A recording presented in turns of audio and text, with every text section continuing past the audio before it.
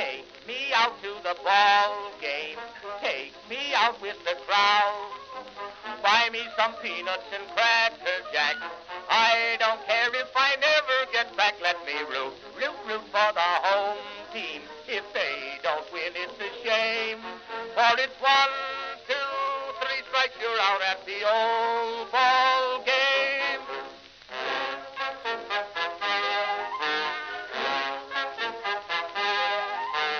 Katy Casey saw all the games, knew the players by their first names, told the umpire he was wrong all along, good and strong. When the score was just 2-2, Katy Casey knew what to do. Just to cheer up the boys she knew, she made the gang sing this song. Take me out to the ball game, take me out with the crowd. Buy me some peanuts and cracker jack. I don't care if I never get back. Let me root for the home team. If they don't win, it's a shame. For it's 1, 2, 3 strikes, you're out at the old ball game.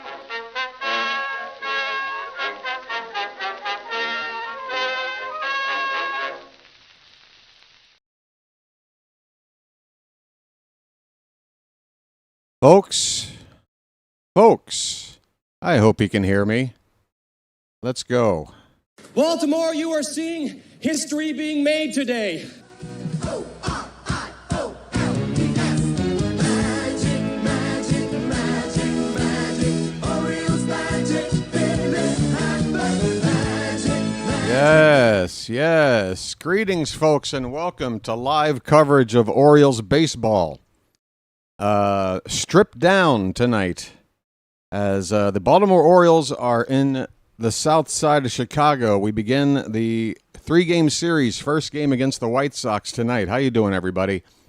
It's your old pal, the BirdWatcher here. People call me BW for short. That works for me. Let me know you can hear me. Let me know everything looks okay on the horizontal and vertical side. In the horizontal chat, I don't have the vertical chat open. Things are stripped down, folks. The Wi-Fi in my building is down. It went down late last night where I live, which was about 9 hours ago.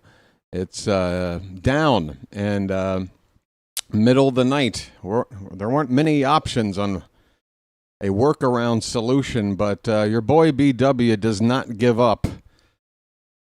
Despite the fact the Orioles are playing terrible baseball, despite the fact that this matchup tonight against the White Sox isn't exactly a marquee one for a big audience, despite the fact that Brandon Young is going to be our pitcher tonight, despite the fact that I'm up against the men's Final Four championship game going on tonight, none of it matters because your boy BW somehow is sitting here on a couch in another room. By the way, this couch, way more comfortable than the chair I'm normally sitting in. So no green screen, no stand for my mic. I'm going to have to hold it. And we're going to watch some baseball together. The Orioles are hopefully going to win here tonight. It has been ugly. It was an ugly weekend. It started bad. It got worse. And now we've got to turn to an emergency start from Brandon Young tonight. I'm just happy to be here, folks. Let's see. There's a vertical chat. I am off to the vertical chat then. All right. Yeah, just come back and let me know if everything looks okay over there. If you don't mind there, Card Crazed. Appreciate it. All right, folks, let's take a look at the pitching matchup and starting lineups. I haven't seen anything because I've been feverishly scrambling around so I could be sitting here right now. So the Orioles, Brandon Young again making his first start after getting called up. An emergency start. Grant Taylor, a right-hander on the mound for the White Sox. He's made one start. He only went 4 innings, giving up what appears to be just the 1 run. On 3 hits, he struck out 6, walked 2. Right-hander Grant Taylor on the mound for the White Sox. Don't know much about him, and hopefully the Orioles aren't going to make him look good. We need to look good tonight. Starting lineups. Oh, Phantom with a super chat. Oh, that's so generous, Phantom. You didn't have to do that. Thanks for your amazing extra efforts to bring us the game tonight. Phantom, it's my pleasure. I hope that this demonstrates how much it means to me to not miss a game. I thought the streak was going to be over. We'll see what happens tomorrow. Unfortunately, the White Sox have bumped up the game tomorrow from a night game to an afternoon game. If my Wi-Fi isn't working by then, I don't know if I'm going to be able to call that game in the middle of the night over here. Over here, it's early morning. I was able to sneak into the office on the ground floor, which has working Wi-Fi. Because of the issues that happened about 6 weeks ago, right around the beginning of spring training, talking to the owner of the building about it, I said, if this happens again, you need to let me into the office. If your Wi-Fi is working down there, then that's my studio until my Wi-Fi is working again. So she was nice enough to agree to that arrangement, and here we are. So the lineups, let's go over it. By the way, Jackson Holliday did not get called up for this game. He is still not with the active roster. He was scratched from the second game of a doubleheader with the Tides last night, and the thinking was that maybe he would get called up, but not yet. We did make a corresponding move in order to get Brandon Young on this roster, and that is Dietrich Inns. Dietrich Inns is on the 15-day DL. I'd have to go and find exactly what the issue is. Give me a sec. It shouldn't take long to find. Let's see. Inns. What is wrong with Inns? He's out for 15 days.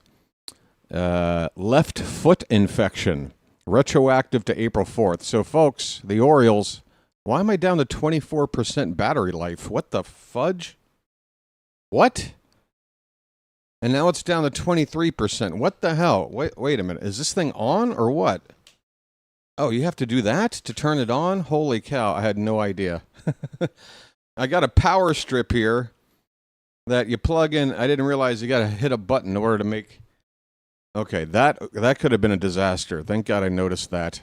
All right, this stream could have been just shut off like 2 innings in. It was going down 1% like every 20 seconds. That's how much power I'm using up trying to live stream here. But yeah, Dietrich Inns is not in the bullpen, which means we have one lefty in the pen right now. One. We are getting exposed, folks. This Oriole team, the few things I felt like we needed to address in the offseason that we didn't, it's coming back to bite us right now. We have one lefty in the pen, Grant Wolfram. That's not good. But we're going to have to figure out a way to work around not having him. We are playing the White Sox. They did take a series against the Blue Jays just over the weekend. So it's not like we should look at this as especially with the way we're playing. We got to treat this matchup like they're the Dodgers or anybody else that's really, really good. We got to go out there and win and do it convincingly. This team has got to turn things around. All right, so here are the starting lineups. I got to hurry up. First pitch is apparently just a minute or two away. Or no, it's 6:40, 7:40 for Eastern time. 7:40 first pitch, so we got about 5 minutes. Okay, so the starting lineups for the visiting Baltimore Orioles first, we have Taylor Ward in left field leading off. Gunnar Henderson will play shortstop and bat second. Pete Alonso is at first base hitting third. Adley Rutschman is the cleanup hitter and doing the catching. Tyler O'Neill back in the lineup in right field. He'll bat fifth. Ryan Mountcastle, who I'm happy to see in the lineup because, my God, the guy's had 5 at-bats on the season. And there was a situation with Basayo up against a lefty reliever and one of those losses to Pittsburgh where I was just screaming, why not use Mountcastle here? If we're not going to use him here, when the hell are we going to use him? So Basayo is struggling, among others. I felt like Mountcastle should play. He's going to DH tonight. I honestly think he should have played first base. You might as well get him some use in the field as well and maybe get Alonso a breather. I know Alonso had a nice defensive weekend. He saved a lot of low throws. He stretched out and kept that foot on the bag, got us some outs, and made some diving stops as well. So Alonso's defense isn't exactly, something I want to punish. His bat really needs to wake up more than anything. But I just thought if we're going to get Mountcastle in the lineup, go ahead and use him at first base and give Alonso a rest in the field But it will be Alonso at first. Mountcastle is DHing. He's hitting 6th. Colton Cowser will bat 7th and play center field. Kobe Mayo at third base will hit 8th, and Jeremiah Jackson at second base will bat 9th. No Blaze Alexander in the lineup. No Dylan Beavers, and no Basayo. For the home team, White Sox, Chase Meidroth. Is it Meidroth or Meidroth? Somebody can correct me. He will lead off and play second base. Is it Munitaka? Munitaka Murakami, Japanese free agent signing over the winter. He will play first base and bat second. He's already got 4 home runs for the White Sox. Miguel Vargas will hit third and play third base. Colson Montgomery is the cleanup hitter at shortstop. Our old friend Austin Hayes will be in left field batting 5th. Andrew Benintendi is the DH hitting 6th. The catcher is Edgar Cuero. He will bat 7th. Tristan Peters is in right field hitting 8th. And finally, batting 9th in center field, Luis Angel Acuna. All right. We are about 4 minutes away from first pitch, and I'm going to lean back. I'm in a sofa. What am I leaning forward for? Basically just to read the monitor. But, folks, I'm going to try to chill here and just enjoy what I hope to see is an Orioles win here this evening, or for me this morning. I don't have any lighting here, any studio lighting, but looking at my monitor right now, I look like I'm lit okay. It's not exactly a very nice background, but this is the best we got, folks, for tonight. Thanks for being here. Everything okay on the vertical side? We good? I see you on the vertical side, folks. Chawa, Daniel Berry, Fly By Night, Phantom and Card are over there checking things out. Jeffrey Pinder's saying hello. How you doing, Jeffrey, on the vertical side? Folks, hit the like button over there if you don't mind. And on the horizontal side, Chilo is also here. Book Doc, George, Annie, Kurt, Alistair, Richard DeRocher, Big Jim. I'm sure Big Jim wants to hear about what's happened since yesterday's stream. Don't think you guys want any details on that, but we've got time. Tremella Wright. Apologies if I butchered your name. Thank you for being here. Base Heck, Null Hypothesis, Leonard Wyrick. How you guys doing? There is Brandon Young. He is walking out of the bullpen right now toward the field. Of course, he'll be on the mound for the bottom half of the first. The Orioles, the road team, will come up to hit first. And I'm assuming after this next commercial break, we're going to see first pitch. There are 57 people in the horizontal room right now, folks. By the way, you're going to see how much nervous tics I have. My shaking knee. I got restless leg syndrome. You probably see me shaking on cam from time to time. It's kind of a part of my illness, my condition, neurological thing. Don't worry about it. I might shake around a little bit. It's okay. I'm feeling good. But, yeah, Phantom, let me just say thanks again for that super chat. What did you? Yeah, I read it out, right? Yeah, thanks again. Folks, hit the like button on Phantom Super Chat, why don't you? That deserves double-digit likes for a nice donation to the channel like that. He's doing something nice on behalf of everybody, so give him a like, why don't you? And again, in terms of likes, as we wait for first pitch, go ahead and tap the like here on this stream. The thumbs up at the bottom of your screen. Let's get that going. We got half as many, not even half as many likes as we do people in the room right now, so plenty of people can get it out of the way and not worry about it for the rest of the night. I will bring it up periodically as I have to from time to time during the night, but those that go ahead and do that, I appreciate it, and thanks for letting me bring it up again down the road. You did your job. Thank you so much. Okay, so yeah, pregame. You know what? Let's just get right down to brass tacks. This game is going to start off with something a little special here. We don't have time to wait.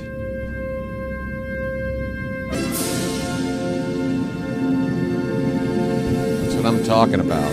Let's go. The hat is on, and it ain't coming off until we're back to 500. That's what BW is doing. I need all the hat. I need all the hat, every stitch. This team needs help. This team needs help in a big way. Okay, folks, so here's the deal. If you're not familiar with the channel, the odds are if you're watching along on your own TV or whatever, the game, you're going to be ahead of me. So what you're going to do is pause your game at a point that makes sense. First pitch of the game, which I've yet to see. First out of the game, pause your game. Allow me to catch up and call whatever that play was that you just paused on. And then you unpause, and now you're synced up for the rest of the night. All right, we are ready for baseball. I will adjust the display here in just a minute. First pitch of the ball game is top of the zone with a fastball at 99 for a called strike. We are underway at Rate Field in Chicago. Taylor Ward is hitting .343, by the way, and he takes outside. It's 1-1. It's a chilly week here in Chicago. They have bumped up tomorrow's night game to an afternoon game because of cold weather. There's a strike, 99 on the bottom of the zone. The count 1 ball, 2 strikes on Ward. So, yeah, folks, if you're planning on seeing another start like this tomorrow, same time, it won't be same time. I don't remember off the top of my head when it's scheduled. If somebody could post that in the chat, what the time is for the Eastern time zone, first pitch, that would be appreciated. We got a 2-2 count, and this pitch is fouled away. How am I doing tonight? I'm feeling a little bit frisky. It has been a wild 24 hours since I last joined you folks, but I'm here. And I'm ready to see an Orioles win. 2-2 is high. Full count on Ward.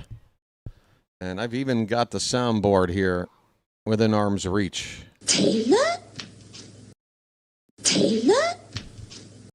All right. Payoff pitch from Taylor to Ward. That ball's hit hard in the left center field. Going back, that ball's up against the wall. Taylor Ward will hit second base standing with a leadoff double.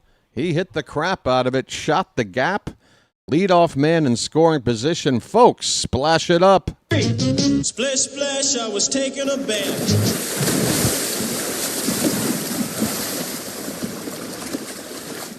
All right. Well, a lot better than yesterday's start. Ward led off with a single, and on the next pitch, he tried to steal second and was thrown out. Well, he's already at second. No need to try to steal. Gunner's up. Let's score some runs. First pitch to Gunnar Henderson is a curveball taken for a strike at the bottom of the zone. His name's Gunnar, and he's dating my mom. One sec, folks.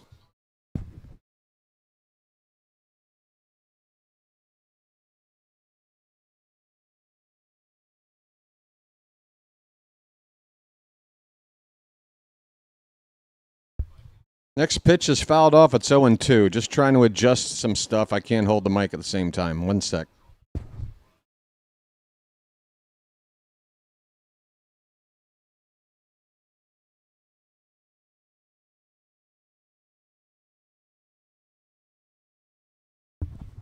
Swing and a miss. A high fastball at 99. Gunnar went up and out of the zone to try to swing it, and he missed it. He strikes out. 2 down for Pete Alonso. A polar bear stirs.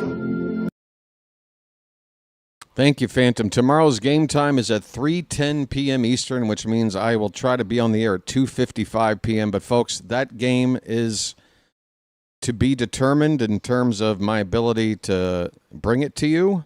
Hopefully I'll have my Wi-Fi back, or hopefully I can arrange to call the game from where I am now, but I'm going to have to do some negotiating, I think.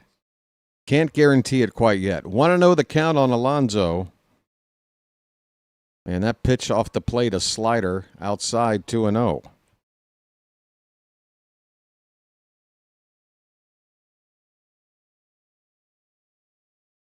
BW from the couch.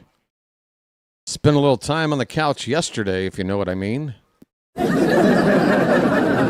this ball's popped up, and the second baseman is going to give way to the right fielder, who comes in a long way, almost toward the infield. Peters makes the catch in shallow right.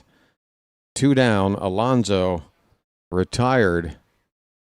That average has dropped now down to 229 for Pete. He needs to get it going. Just 1 home run in the first 9 games plus 1 at bat.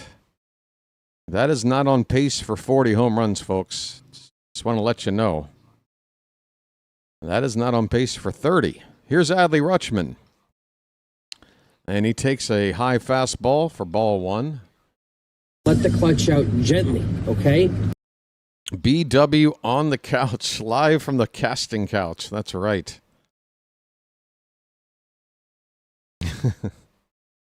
Want to know the count.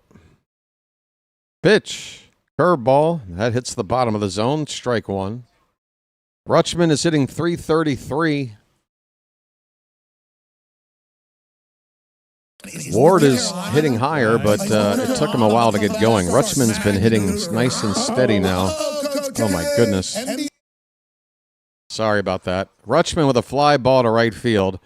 Going back is Peters. He's on the warning track now and makes the catch with just a step left before getting to the wall. Rutschman flies out to deep right, and that ends the inning. A leadoff double by Ward. We got Gunnar, Pete, and Adley to follow, and we don't even move them up 1 base. Folks, the struggles continue. Taylor Ward can't do it all alone. We go to the bottom of the first. It's the Orioles nothing, and the White Sox coming up. Had me wondering if you were going to call today after yesterday. Yeah, so everybody wants to know about what happened yesterday. Folks, I don't kiss and tell, okay? But at the same time, I do feel like some sort of explanation is warranted, considering the generosity that was shown my way by you guys. Let's just put it this way. I didn't get exactly what I went out to go get, but I got something, and it left me, feeling satisfied when all was said and done, and it even left me with a little extra in my pocket to maybe go back a second time down the road. Yeah, I went somewhere to, loosen up, just loosening up a little bit. I'm nice and loose. I'm okay. Foot loose and fancy free. That's how I'm feeling. Thanks for asking, everybody. Look at these people asking. Unbelievable. Look, I'm doing okay. Your money was well spent, okay? We'll put it that way. Thank you so much. I can't remember everybody that contributed. I know Big Jim did, because he gave up some shekels twice. To everybody else, thank you so much.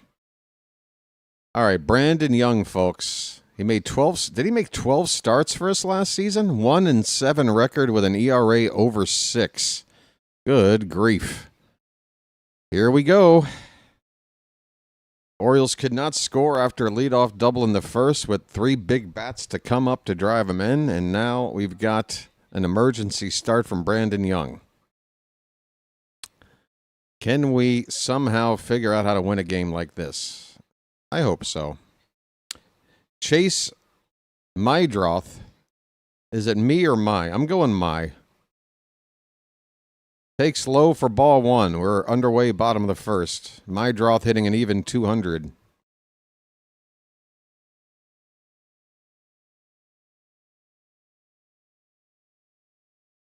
Up and away. Yeah, Young had that great start in Houston. We all remember that. He was working on a perfect game there for a while in Houston. Take that one start away, though, and it's been pretty scary. And he's fallen behind 3-0 to the leadoff man.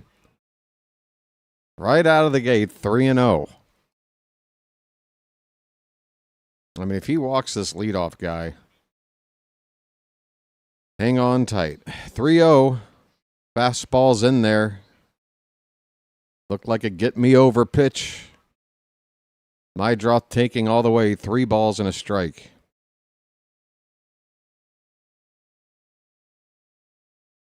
The 3-1. Inside ball 4.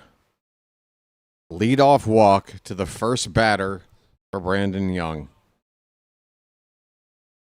Folks, go grab your medications. You might need them tonight. Well, we've needed them now for about a week. Here is Munetaka Murakami. His OPS is at .955, helped out with 4 home runs in the early going.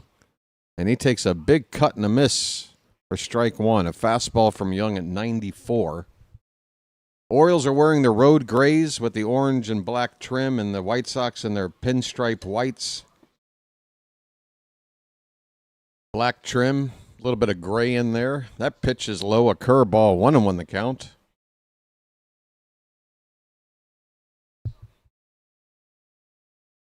Yeah, get your blood pressure meds, maybe if you have a weak heart. 1-1 is low, 2 balls and a strike. We got over 100 people here in the room. Thanks for being here, folks. Only 50 likes, though. Whenever the likes are less than half the people, I got to ask, please hit that thumbs up at the bottom of your screen. The 2-1 pitch. Called a strike, a splitter, and a nice frame there by Rutschman. Might have earned that strike. White Sox not in a position to challenge a pitch this early to make the count 2-2. Here comes, we're going to throw to first base. Mydroth back standing.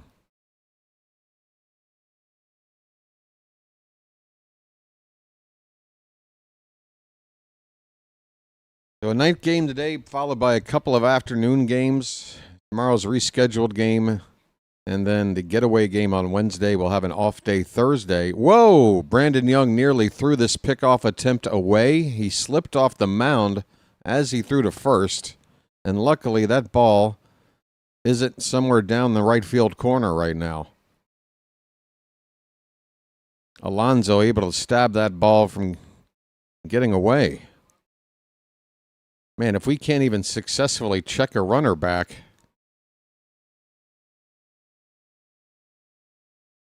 Two and two on Murakami.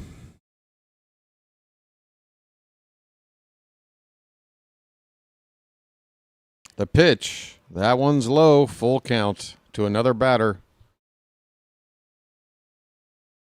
10 pitches. We'll see an 11th. And we're only on batter number 2 without an out.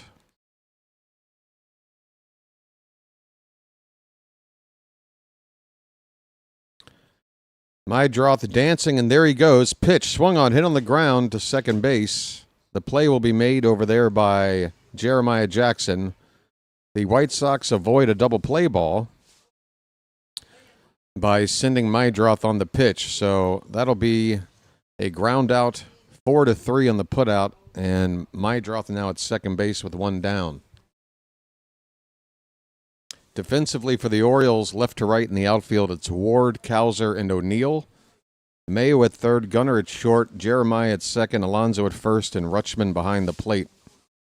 Miguel Vargas at the plate to hit, and before he sees a pitch, Young throws over to second base to check the runner back there. Vargas is hitting .276, 1 home run. He's got a very healthy OPS of .941.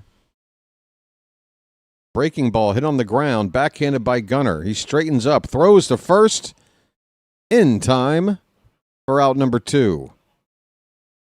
And boy, when Gunnar when he has no time to do anything but plant his feet and throw, he shows you that he can do it. He can just plant and throw it strong from the hole at shortstop like that and get a guy out. That's the second out of the inning.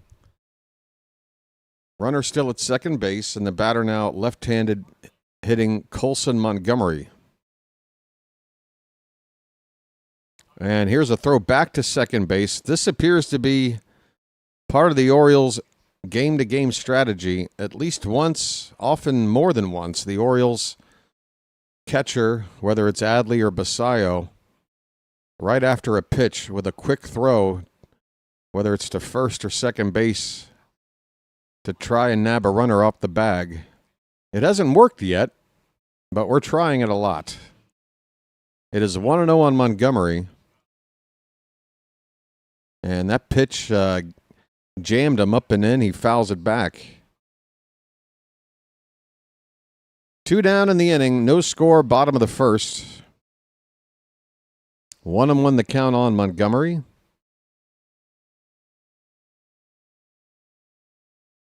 And the pitch. Swing and a miss. A splitter, and Young got Montgomery to chase low and away. All right, we're 1 strike away from getting out of this inning without any damage.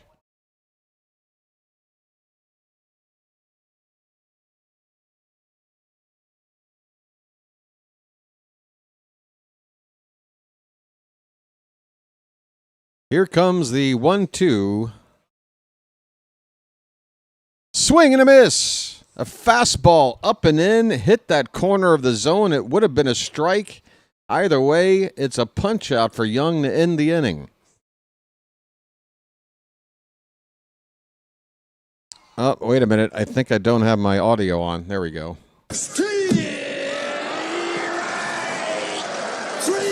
Well, y'all come back now, you hear? All right, we go to the second inning. No score here in Chicago.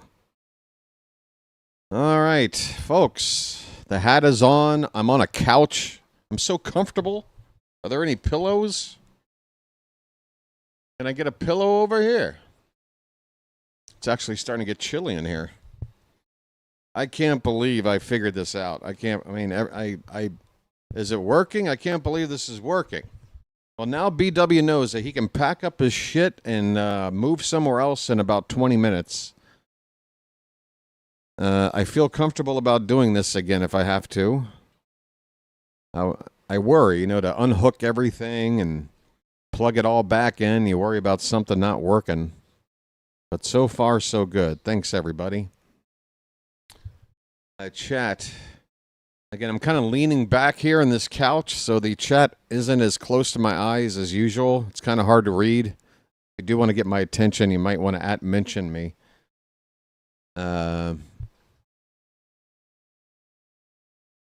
Yeah. 29 degrees and snow tonight? Where are you at, Richard? Hey, how about we do that? Folks in the Charm City chat, why don't you let me know where you're watching from tonight? Talk to me. How's your weather doing? And where the hell are you? I'll shout you out. And if it ain't broke, then don't try to fix it. School's out and there's sort of a buzz. But back then I didn't really know what it was. But now I see what happens. It's the way that people respond to summer madness. Eric Fetty is on the mound. Why is Eric Fetty on the mound? All right, well, Taylor started the game. He's done. It's Eric Fetty, who I thought was the Game 3 announced starter.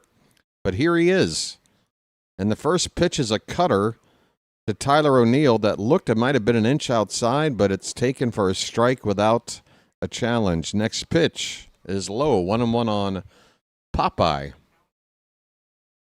Ahoy there! Anybody home? Orioles fan 72 wants to know about my experience since yesterday. It's on everybody's mind. Oh, I love Charm City chat. Here's the 2-1 pitch. Line drive. Nearly got Fetty. He put his glove out there. It gets to second base on one bounce. And it will retire Tyler O'Neill. 4-3 on the putout. O'Neill retired. Folks, Ryan Mountcastle. I haven't hit this button in a long time. Okay, mount up. Mountcastle's only had 5 at-bats so far in the season. He's made 1 start, I believe. It's only his second game. He's 1 for 5. And first pitch to him here is high for ball 1. He's DHing here tonight. Yeah, get those castles up in the chat, folks. We don't get to use them very often. Whiff Castle. KPK, I think everybody on the team right now could be called Whiff Castle. Let's give Mountie a chance. It's hard to blame him. He's the only one that hasn't had a chance to play. Maybe he can help this team out. 1-1 pitch. That's fouled away off to the right. Late on that high fastball. That was above the zone. It was a sinker, actually. 1-2 on Mountie with one out here in the top of the second. Jew Brownie with a super chat. I'll get it to it right after this pitch. Thank you so much, Jew Brownie. Fetty goes into his windup. 1-2. Reached for, fouled off. Mountie spoiling that pitch. That was probably 2 inches outside. Jew Brownie says his name's Gunner and he's dating my mom. His name's Gunner and he's dating my mom. Thank you so much, Jew Brownie. Message for you, son. And I want to thank you very much for that. I really do. Let me hit the big old heart on that super chat for you, Jew Brownie. Thanks. Here comes the 1-2 pitch. Reached for once again and fouled away once again. Still a ball and 2 strikes on Mountcastle.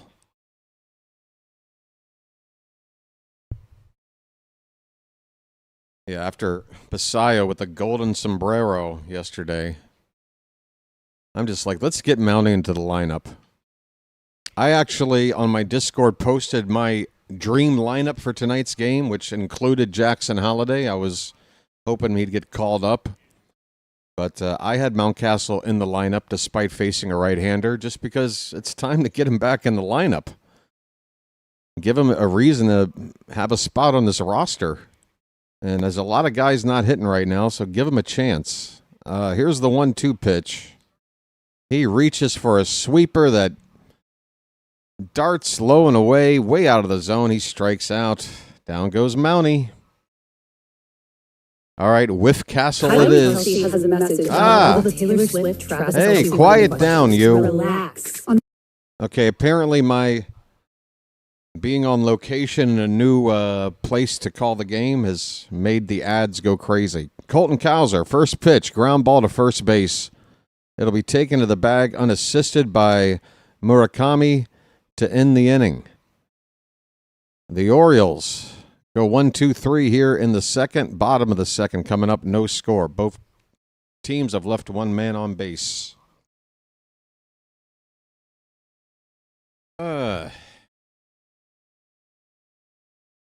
There was a time when Oriole fans really wanted Eric Fetty in the back end of the rotation. I remember Ryan Ripken talking up Eric Fetty like crazy. What, about maybe 2 off seasons ago? I mean, he really talked up Eric Fetty. It felt like every time I tuned into his show, it was Eric Fetty this, Eric Fetty that. Did Ryan maybe face Fetty in the minors 7 years ago or something? I don't know. But apparently Ryan was a huge fan. But he's pitching for the White Sox, so I don't know who I trust from this team. This team did take care of business against the Blue Jays over the weekend, so I'm not taking them lightly, don't get me wrong. But obviously, if you follow baseball, you know that the White Sox, as a franchise in the past 3 or 4 years, have been on really, really hard times. What was it, 2 years ago that they lost like 120 or more games? Like all-time record bad. It was really, really bad. But they've got some players here. I think the lineup can win some games here and there, but the pitching does look pretty suspect. But the Orioles pitching looks pretty suspect right now, too. So, again, I'm not sitting here trying to say the White Sox are any worse than us. Right now, we got to play better. Hey, Mel Girl checking in from Baltimore County. Folks, if you have been typing in where you are, Annie is in Chicago. Fantastic. All right, bottom of the second, we're about to get underway. And the first pitch is a curveball. Drops right in the middle of the zone for a strike. Folks, we need subscribers as well. We had a low turnout for subscribers yesterday. I blame myself and my technical issues, but we got to get back on track. This 0-1 pitch is a slider outside. 1-1 the count. Folks, if you're watching right now and you're not subscribed, join up. We've had, in the opening week and a half of the season, on average, about 35.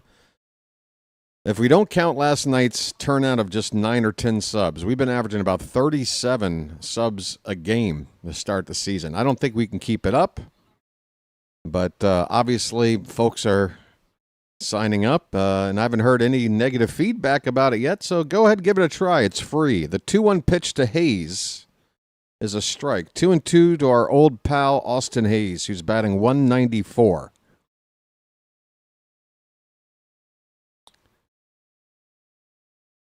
Yeah, Hayes made the All-Star team as an Oriole back in, that was the 2024 season, I want to say.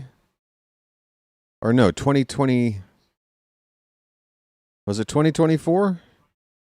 We had a lot of, no, that was Corbin Burns' year. We had Burns, we had Westberg, we had Gunnar, we had Adley, all starting in that game. I think it was the year before that Hayes made the All-Star team. Here's a ground ball, and that's going to get through the left side for a base hit. Austin Hayes haunts us. He's got a leadoff single. And for the second time in as many innings, the White Sox have the leadoff man on. All-Star in 23. Yes, sir. All-Star Austin Hayes. Andrew Benintendi's up. He's hitting 190. Left-handed bat. He's been around. First pitch, he's late on a splitter, fouls it off. Benintendi off to a slow start, and he hasn't exactly been a great signing for the White Sox. A lot of dead money with this guy. 0-1 pitch is a check swing on a fastball right down the middle. What are you checking? It's right down the middle. It's almost like Benintendi decided before the pitch came in there that I'm just going to check my swing. I don't care where it's going.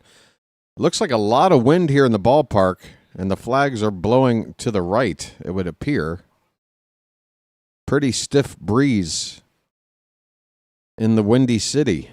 I guess it should be expected. 1 ball, 2 strikes now on Benintendi. Runner at first, nobody out. Young is on 25 pitches right now.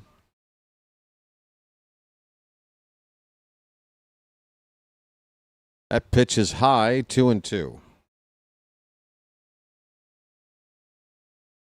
Chilo is watching from beautiful planet Earth. It is a beautiful planet, isn't it? Especially from outer space. I got to tell you, in our solar system, we got the prettiest looking planet.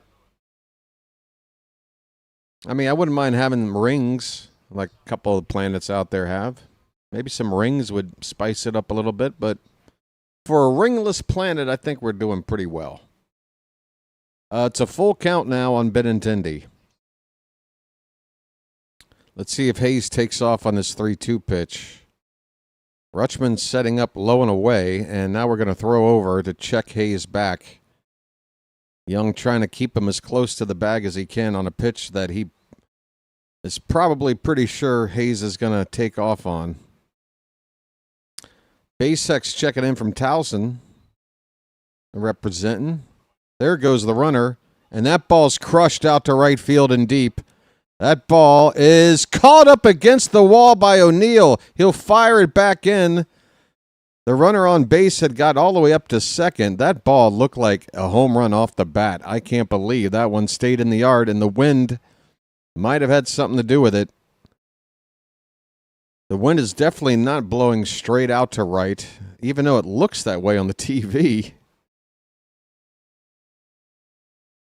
I mean, the flags might be going one way, but the wind below inside the park might be blowing a little bit different. That ball appeared to have died 2/3 of the way out there to the track. Luckily for us, 1 down, runner at first. Here's Edgar Cuero, the White Sox catcher, and he looks at a called strike. Cuero does not have a RBI yet. He's batting .211. I believe he's the backup to Kyle Teal. Teal was injured in the World Baseball Classic, and I'm not sure if he's healthy right now. That could be a pickoff. Wait a minute. That looked close. I want to see that again. A slap tag on the butt of Austin Hayes as he dives back in there. And I guess he's safe. It's close, though. Maybe that'll keep Hayes a little closer to the bag here. 0-1 the count on Cuero. 1 out, runner at first, bottom of the second, and another throw over, but a bad one from Young. It looked like the second time he's already slipped off the mound trying to throw to first. And now he can't throw over there again in this at-bat unless he successfully picks off Hayes. Here goes the pitch, and it's fouled away. Cuero has a count of 0-2. Good grief. I don't know what to do about these. Whenever you're getting an ad on your screen, folks, that means the inning is over. So we're kind of getting spoiled here. There goes Hayes. Strike 3, throw down a second. Is there in time. It's a strike him out, throw him out, double play. First one of those we've had this season.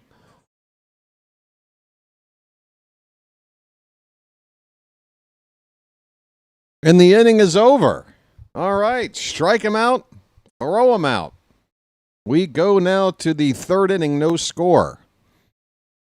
All right, folks. I'm going to take an opportunity to move around over here in my new digs, my temporary digs. So I'm going to go off camera here for a sec. Be right back. You guys do your thing. Like, subscribe, all of that good stuff. Appreciate it. Be right back.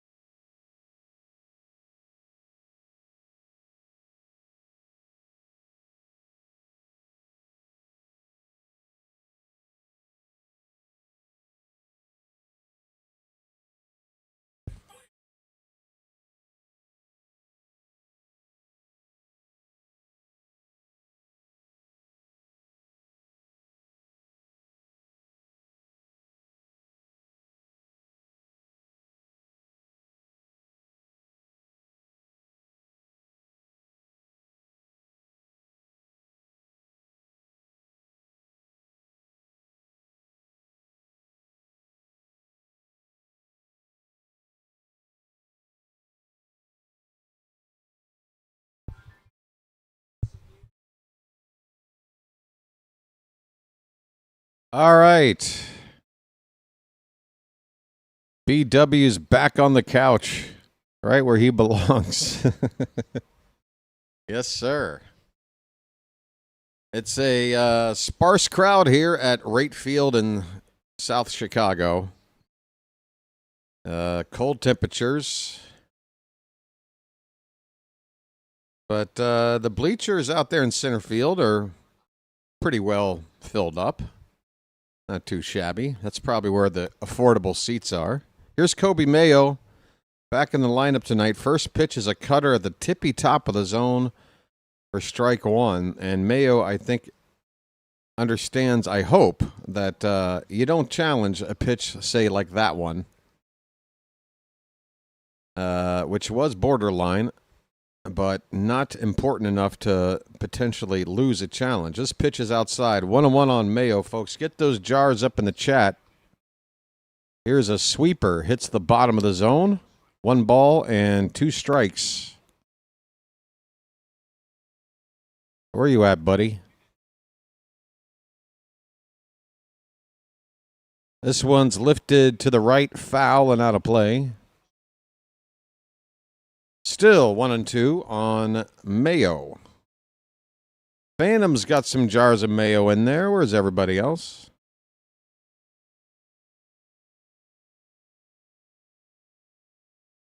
How's Young looking so far?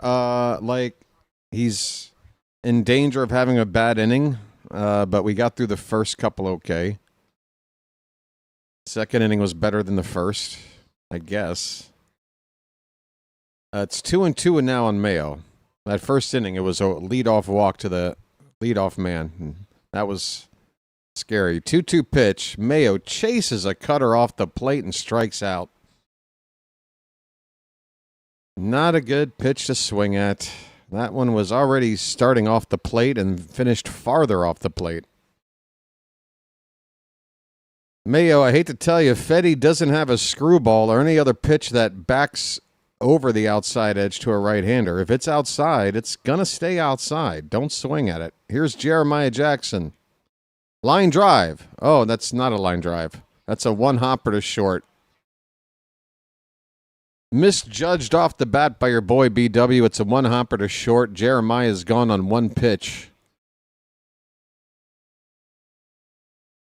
2 down in the inning.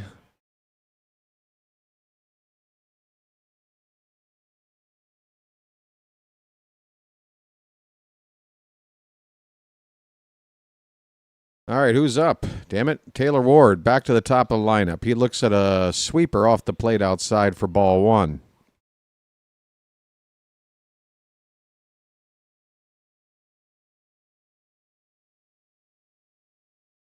The 1-0 upstairs. No, you got to challenge that. Come on, that is so high. That one, even though the situation wasn't a critical one, that was egregious. There's a called strike. Now it's 1-2. I just realized I've been leaving my soundboard muted because I'm trying to work around this ad bombardment. Here's a fly ball to right center field, and it'll be caught and right for the final out of the inning. Eric Fetty has faced 6 batters through 2 innings and has retired them all. The Orioles offense needs to wake the hell up. We go to the bottom of the third, no score at Wright Field in Chicago.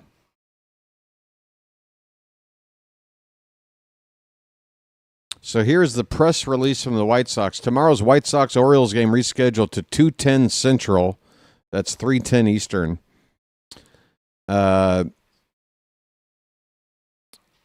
Due to a forecast of cold temperatures. So there you go. It's going to be cold tomorrow in Chicago in early April. I can't believe it. I don't remember that ever making a game start time change, but oh well. Man, I wish I had a mic stand. I hate holding this. This is a heavy, like a heavy duty microphone. This is not light. This is not fun to hold. Of course, that's what she said yesterday. Huh? What? And I can't even have a Lucky in here. I can't have a Lucky. I am trapped. I'm trapped with you people. Folks, like count is creeping up toward 100. We can get there. We're in the upper 70s. Keep it going. Maybe 100 likes will create some sort of Oriole magic that gets us on the board. Or you could just look at it as a desperate gimmick for more likes. It's up to you. Put the mic on my shirt. Pin it. Look at Gunnar with the bling hanging out of his jersey there. I don't remember Gunnar showing off gold chains. Here's a bunt attempt by Tristan Peters, and that ball is fouled at the plate. Peters is hitting .304. Left-handed batter with a very good beard. The 0-1 popped up, out of play, 0-2.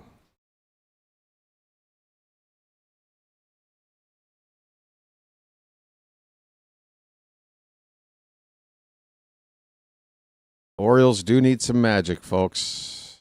Something has got to wake this team up. The 0-2 pitch. That ball is a hanger to right field.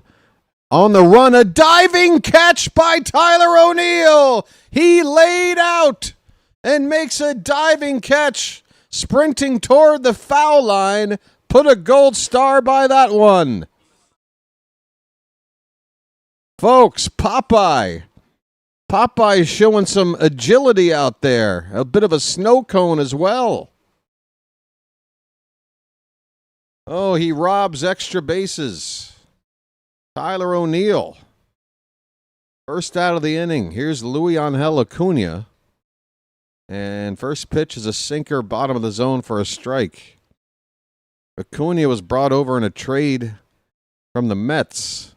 And he's the younger brother, I believe, of Ronald Acuna Jr. If he's not a brother, he's a cousin. This pitch is away, 1 ball, 1 strike. Acuna came up as a middle infielder, playing center field here for the White Sox. He's a good athlete, but hasn't really made his mark in the bigs yet. That ball hit up the middle, handled at second base by Jeremiah. He gets it to Alonso, and Alonso immediately points to Jeremiah and gives him some positive feedback on that throw. I like to see that from Alonso. That's the second out of the inning. And that'll bring up Chase Mydroth. I got a lot of wrist action. I guess I learned from somebody yesterday about how to do that. All right, Chase walked the first time and takes inside ball 1. Can we throw this guy a strike, please? He hasn't seen one yet.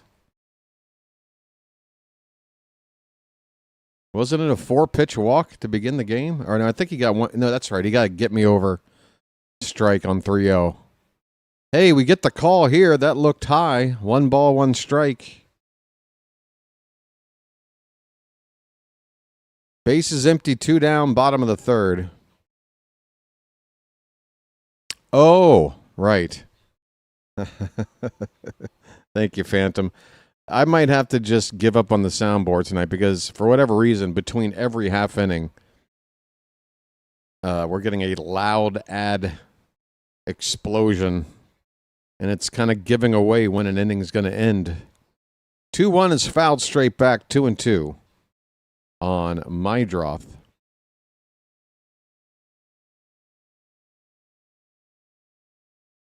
The Rays are back to 500. All right, well, it's time for us to get to work. 2-2 pitch. Hit up the middle and through the hole for a base hit. Mydroth has reached base both times, a walk and now a single with 2 down here in the bottom of the 3rd.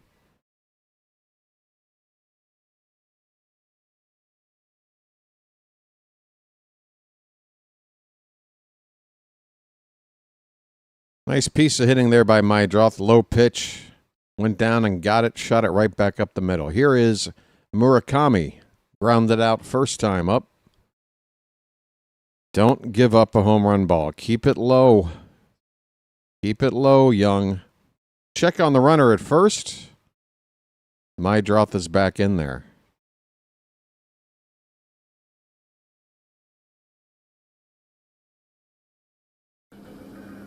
Everybody's ready for Elias to go. I tell you what, if this season is a bad one, it is time for Elias to go. This ball's lifted into right center field. The right fielder, O'Neill, is waiting on it. He's there. He's got it. And the inning is over. Brandon Young has thrown 3 shutout innings so far. We like that.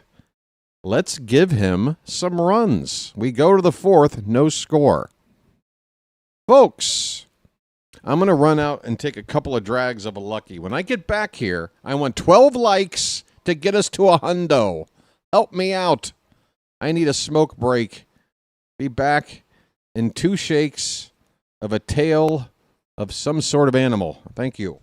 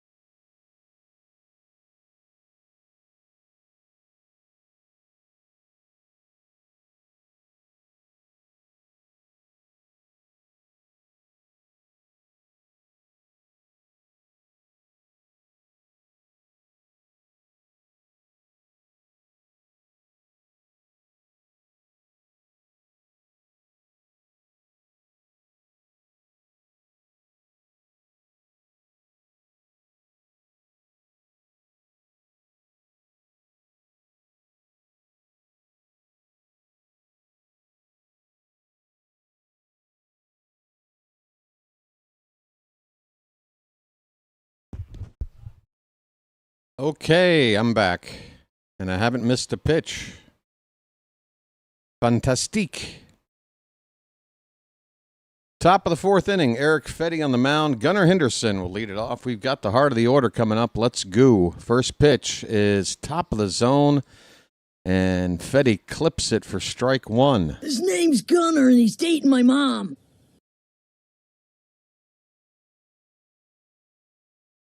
Next pitch is low, 1-1 on Gunnar. Gunnar.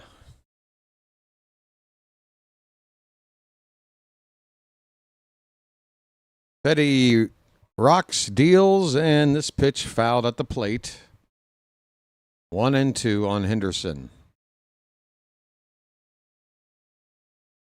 But those about to rock. Orioles fans 72, you might be right. I may be crazy. Swing and a miss, Henderson strikes out, one down here in the top of the fourth. Here's the beauty of a prediction like that, Orioles fan. If you're right, you get to feel good about being right. If you're wrong, you get to feel good about the Orioles turning it around. This is why I don't like predictions like that, because either way, you win something. It's, you know what I mean? First pitch, top of the zone to Alonso is a called strike. A polar bear stirs. I'm in it to win it. 0-1 on the polar bear. That pitch off the plate, 1 ball and 1 strike. Yeah, we are striking out way too much. There's a lot of shit that needs to get fixed. Don't get me wrong, Orioles fan. Don't get me wrong. A lot of shit needs to get fixed or we won't go anywhere in the 500. But we do have 153 games, including tonight. It's a lot of time. But we can't afford to keep dropping games right now. 2-1 pitch, top of the zone, just clipped it again, Fetty, with that cutter. It's 2-2. I know, Orioles fan, I know. I mean, you would hope, though, a new manager, mostly new coaching staff, that they're not just running back the same playbook, that they're at least trying to do something different. Alonso, right center field, that ball's going to hang up there long enough for a basket catch by Luis Angel Acuna just to the left of center field. And Alonso is retired again. Alonso has got to get that bat waking up, man. We need Pete. We can't not have Pete and not Gunner helping out this offense. Rutschman at the plate. Let the clutch out gently, okay? Base is empty, 2 down. We're on the verge of another just quiet inning at the plate. First pitch, again, a cutter clip in the top of the zone. I mean, Fetty could walk up to the catcher and not place it any better than he's doing right now from 60 feet, 6 inches away. The 0-1 pitch is low.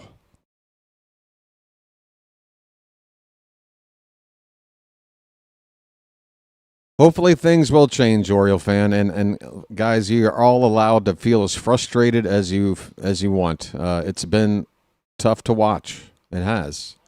We have expectations. We want to see things turn around, but what we're trying to do is turn this team from a last place team into a playoff team. And if we're going to have some rough patches, you would expect it to be early when we're kind of trying to figure out the identity of this team, try to, just try to get things copacetic here in the clubhouse, and maybe we're not there yet. 3-1 pitch. Rutschman swings at one. That had the zone. It was a tough pitch, though, inside, and he fouls it away. 3-2 on Adley. Folks, how about a bugle?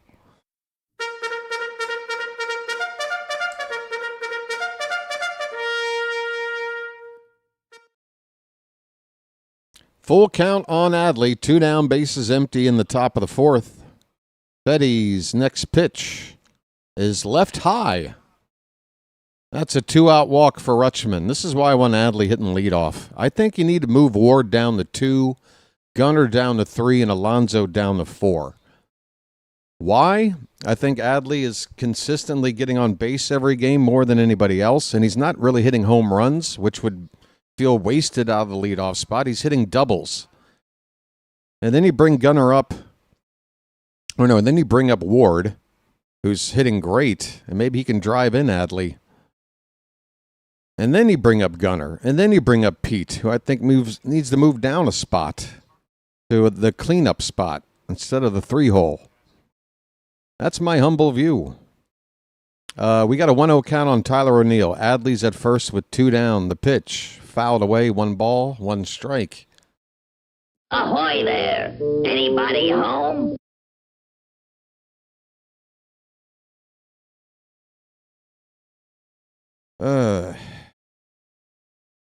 Best hitter goes in the 2-hole. Well, the best hitter right now is Taylor Ward, Charm City, so that's exactly what I'm trying to do. That's exactly the whole point of this. Right now, Taylor Ward's our best hitter. Let him hit second. Let Adley have a chance to get on so Ward can give us a hit that helps us more instead of just getting on base himself. That pitch is off the plate. The count is 2-1 on Tyler O'Neill.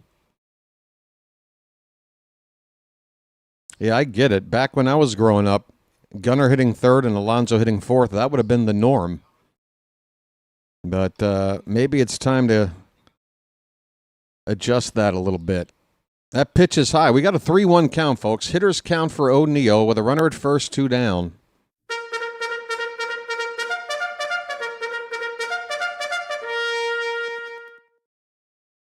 Three-one pitch. That one's lifted in the air to left. Come on, where's that going? It's not going to leave the yard. Oh, no. The left fielder came up limping as he was running, and here comes Rutschman home, and the throw home is not handled by the catcher. Adley's going to score. The left fielder pulled up with a hamstring injury, it looked like, running down this ball toward the left field foul line, and just before it dropped, he could not get to it. It drops in there. It's going to go down as an RBI single for O'Neill. We hope that the White Sox left fielder, let me give you a name out there. Who's out there? I closed my ESPN page for some reason. Not sure why. Yep, that is tough. He's going to have to come out of the ball game. It's a nice break for us, but I don't like to see us scoring runs because somebody got injured. That's the worst way to take a lead, but we do have a lead. It's Austin Hayes. It's Hayes. No, our buddy. It is Austin Hayes. Oh, I feel so bad for him. Hayes is heading down into the tunnel. Oh, no, he's going to take a left turn and hang out in the dugout. But he's out of the game.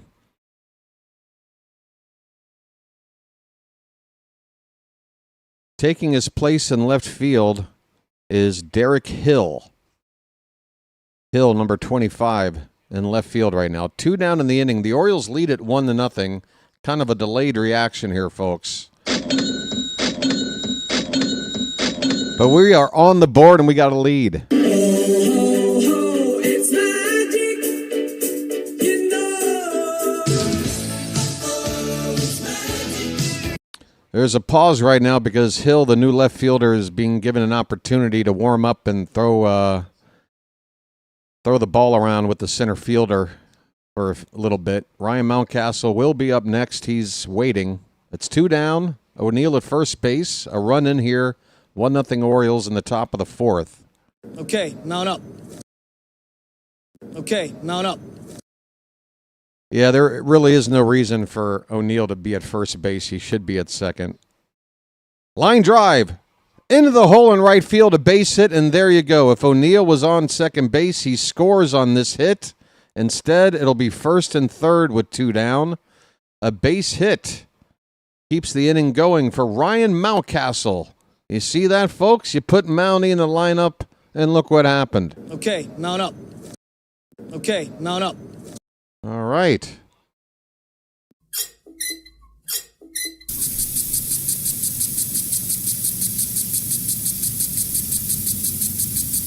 Good level swing there by Ryan Mountcastle. Nice and level.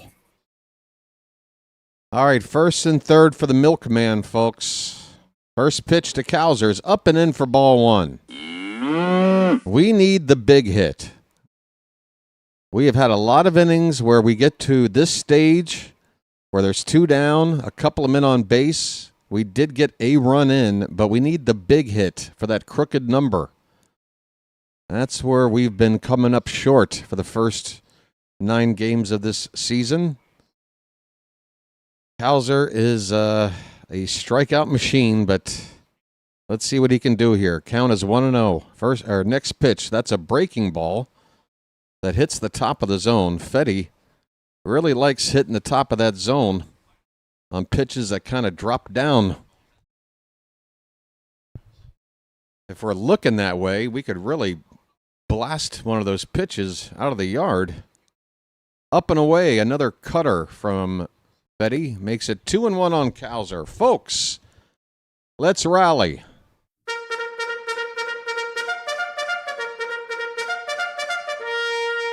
We are 4 likes away from 100. If we get triple digits, maybe Cowser will blast off. What do you say, folks? 2-1 the count. Fouled away, it's 2-2. Oh, no. We know what that means. Oh, boy. Leave me alone. And that's my alma mater, the Gamecocks. 2 balls, 2 strikes, 2 out. And the pitch, swing and a miss. Swing and a miss. Cowser strikes out once again.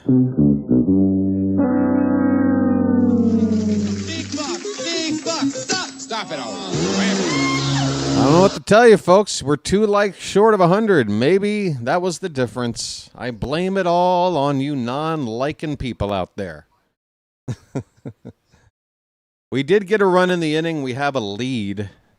That is something, and we wouldn't have had it if it weren't for an injury to Austin Hayes. We hope he's okay and he won't miss too much time, but he is out of the game for the rest of the night. We go to the bottom of the 4th, 1-0 Baltimore.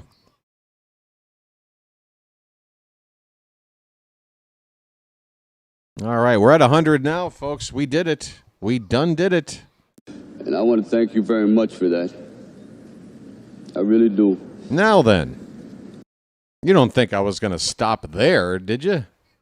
We keep going. We just keep on going. 101 on our way to 150. Subscribers, I know you're lurking out there. That's sub count, the odometer, as I like to call it, in the upper left-hand corner of the screen. We need to see that roll over at least once. It only rolls over every 10 new subs. And again, I encourage you to subscribe. It's free. There's a button at the bottom of your screen. You just tap it and you're in. It'll give you an option to turn on notifications if you'd like. You'll never miss a game. And it'll make it a lot easier for you to find the channel next time. It also helps the channel grow, so it helps you, it helps me, and it's free. And if for some reason you're not satisfied, you can always unsubscribe. No commitment, no obligation. No salesman will visit your home, folks. Give it a try. We go to the bottom of the 4th inning. And a bunt attempt shown here by Vargas is pulled back. It's a first pitch strike on a sinker from Young. 3, 4, 5 batters due up for Chicago here in the bottom of the 4th. Breaking ball. Tried to hit the outside corner with a slider, but it missed. 1-1 on Vargas.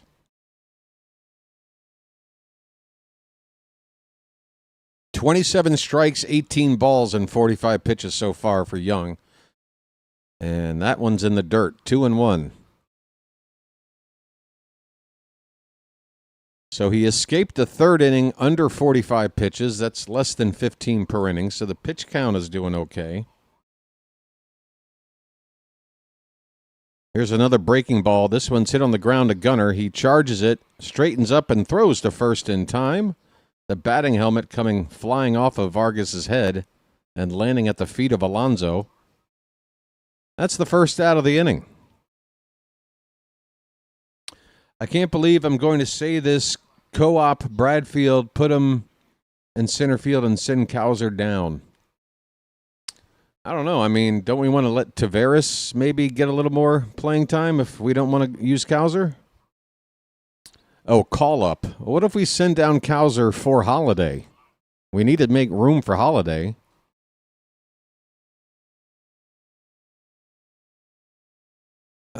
Colson Montgomery at the plate. The first pitch is a strike. Here's a splitter that's up. 1-1 the count.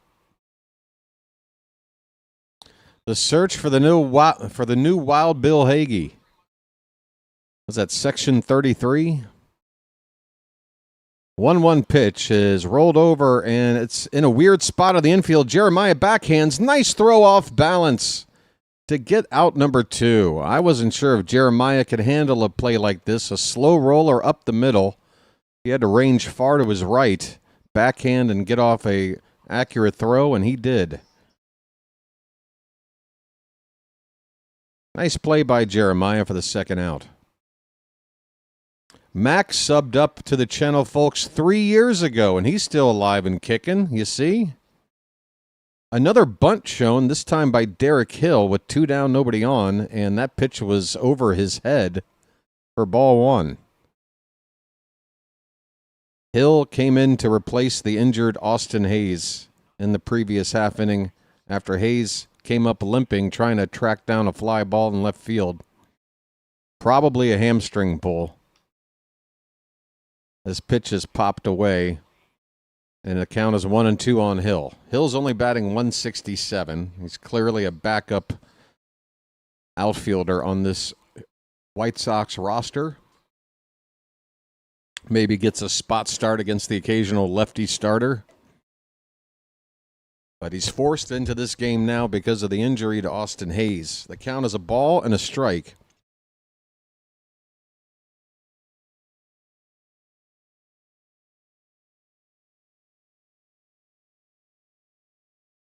If Cowser can play a good center field and we're batting him at the very bottom of the order, if the rest of the lineup is doing what they should be doing, I feel like we can absorb a low average from Cowser. You just don't want him coming up in spots with guys on base and striking out. But I think he plays a pretty good center field. I want to see him turn it around, but there is a leash on Cowser. Let's put it that way. In my view, Cowser's not going to play all of this season. If he's underperforming, we do have to consider something. But right now, I'm not worried about it. His average was okay a couple of days ago. It's down to 211 right now. But he was in the 260s just a couple of games ago.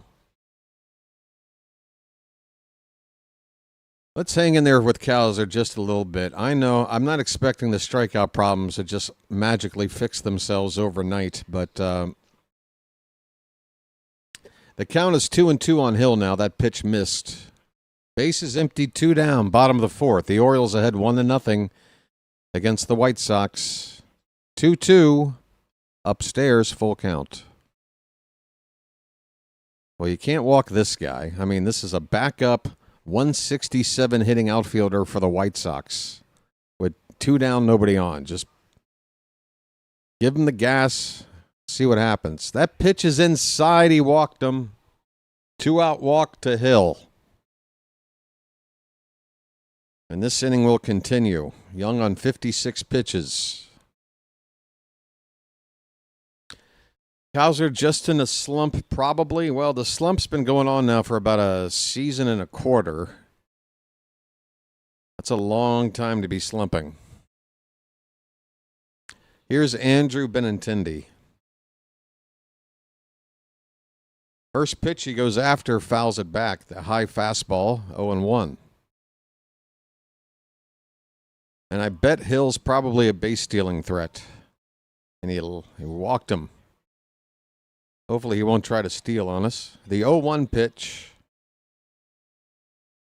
Here it is. That one's low. One ball. Oh, a delayed steal. Rutschman did not get rid of the ball quick enough, and Hill does steal a base. Well, there you go. That's what happens when you walk a guy that can hit but can run. It turns into basically a 2-out double, and now a base hit. The White Sox can tie the ball game.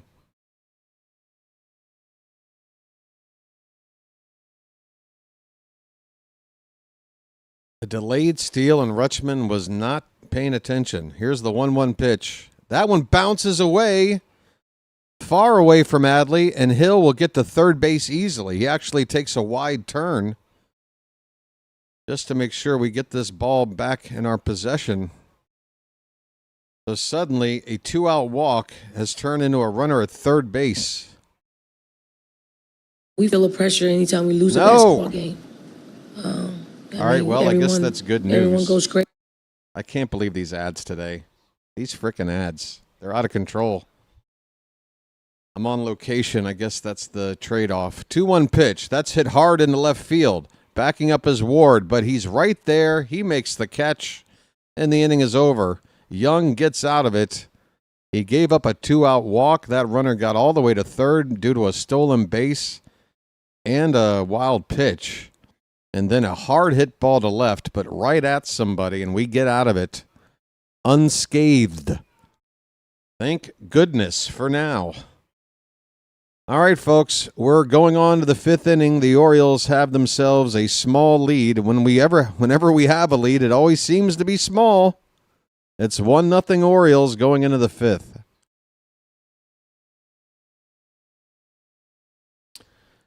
Didn't our manager say all offseason that we're going to be good fundamentally? He preached that, didn't he? He did. He did. And,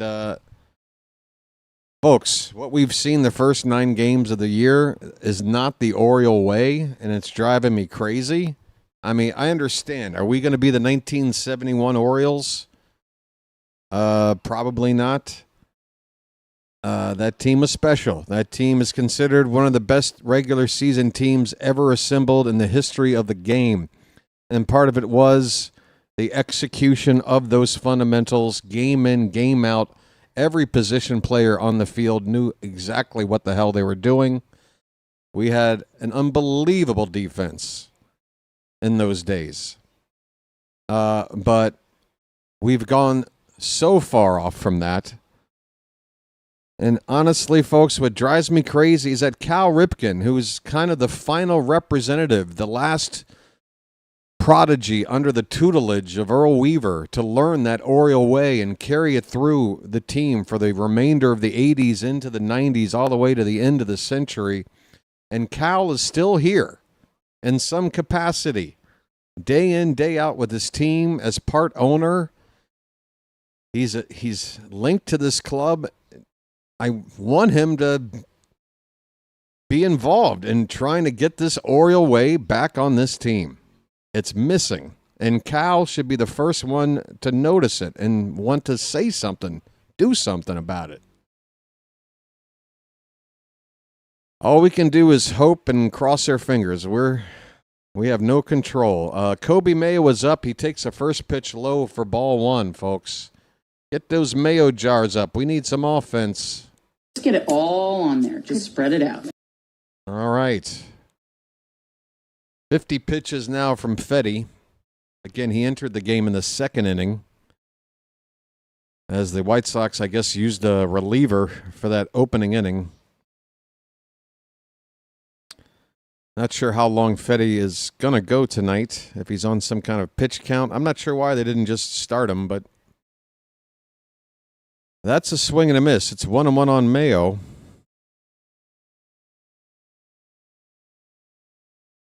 Pitch. That's hit in the air. High fly ball to center field, but shallow.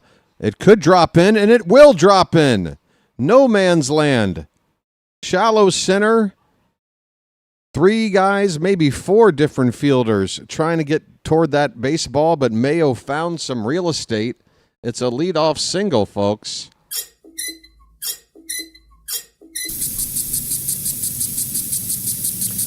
We got a leadoff man on base. And Jeremiah Jackson's coming up next after that, top of the order.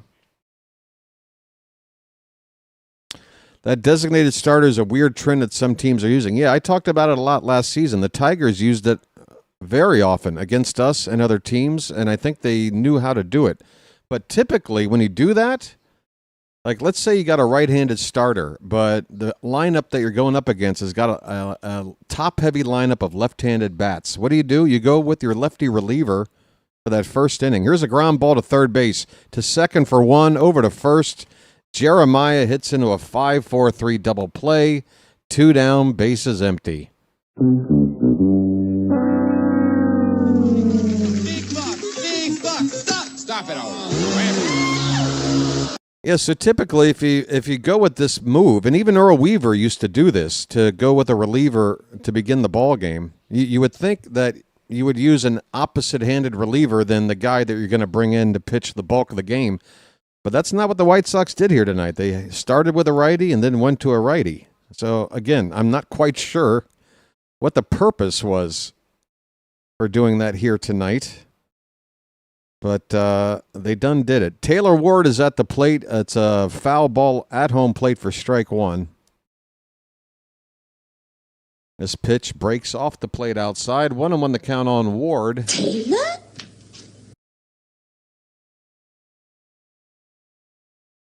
Why don't we see bunting anymore?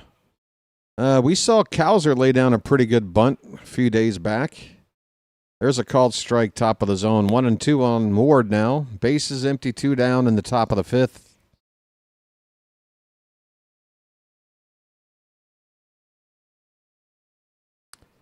This one's high. If anything, folks, it feels like the Orioles are kind of the opposite offense that we've been used to over the past couple of years. We're not hitting home runs. We are getting our runs more through manufacturing. But the problem is we need the home run ball back, too. We need both.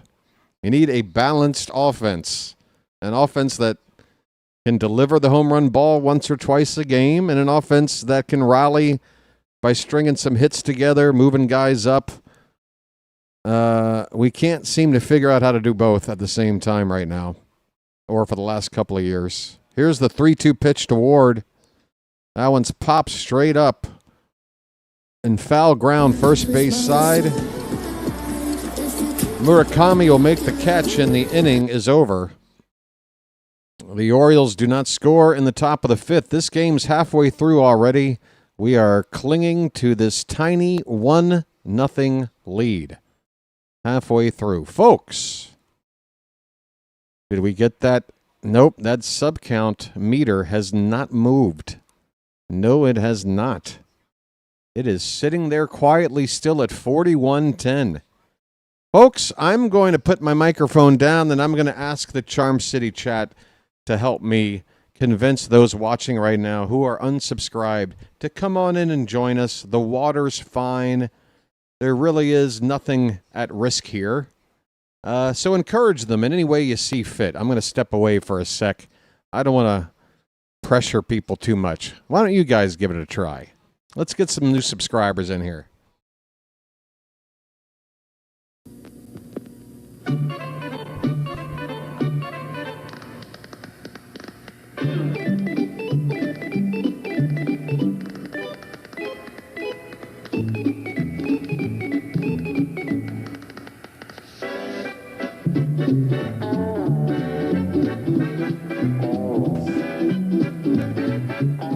He met a strange friend in the Chesapeake Bay when Mondi the monster.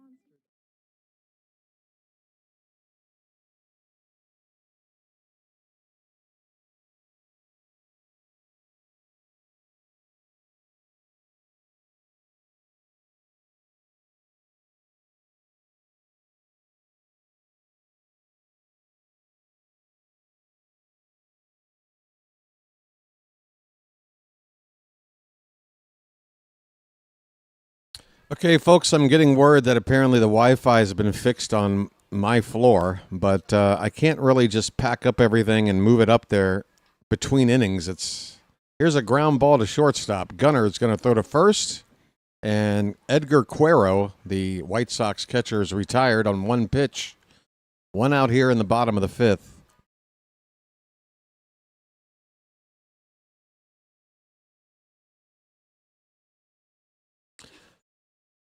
The next batter will be Tristan Peters. He's 0 for 1. Oh, I'm off screen. Let me come back to you here. Peters hits a ball in the air. It's on the infield. Pete Alonso will call off Jackson and make this catch over by first base. 2 down here in the bottom of the 5th.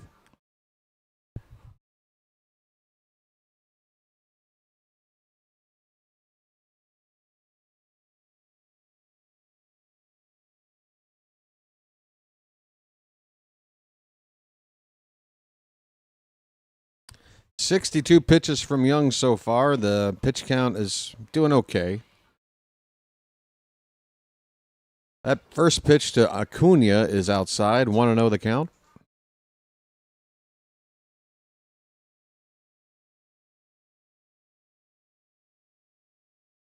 The 1-0. That hits the top outside corner. A nice pitch. A sinker from Young makes it 1 ball and 1 strike. The Orioles have activity in their bullpen for the first time tonight. It's Tyler Wells getting loose. And here's a chopper foul. 2 strikes now on Acuna. Don, did you see West Ham finding a way back into that game at 2-0 down? The honest answer is no, and nor did the fans because they left the... Wells had been used a lot early in the season in late innings as a high leverage. Oh, it's Brandon Young still on the mound. Acuna hits this ball to center field. Cowser has to move a little bit to his left. Now he's going to come in a bit, and he makes the catch. That'll end the inning. Brandon Young has given us 5 shutout innings here on just 2 hits. The White Sox have left 3. On to the 6th inning. The Orioles lead it 1-0. I'll be right back. Hang in there, folks.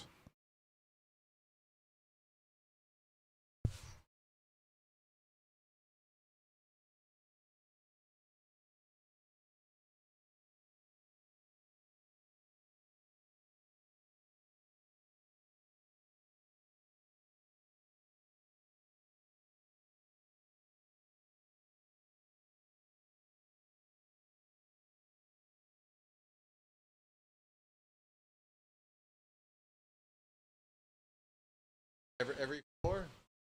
Cook John? Ah, okay. Thank you.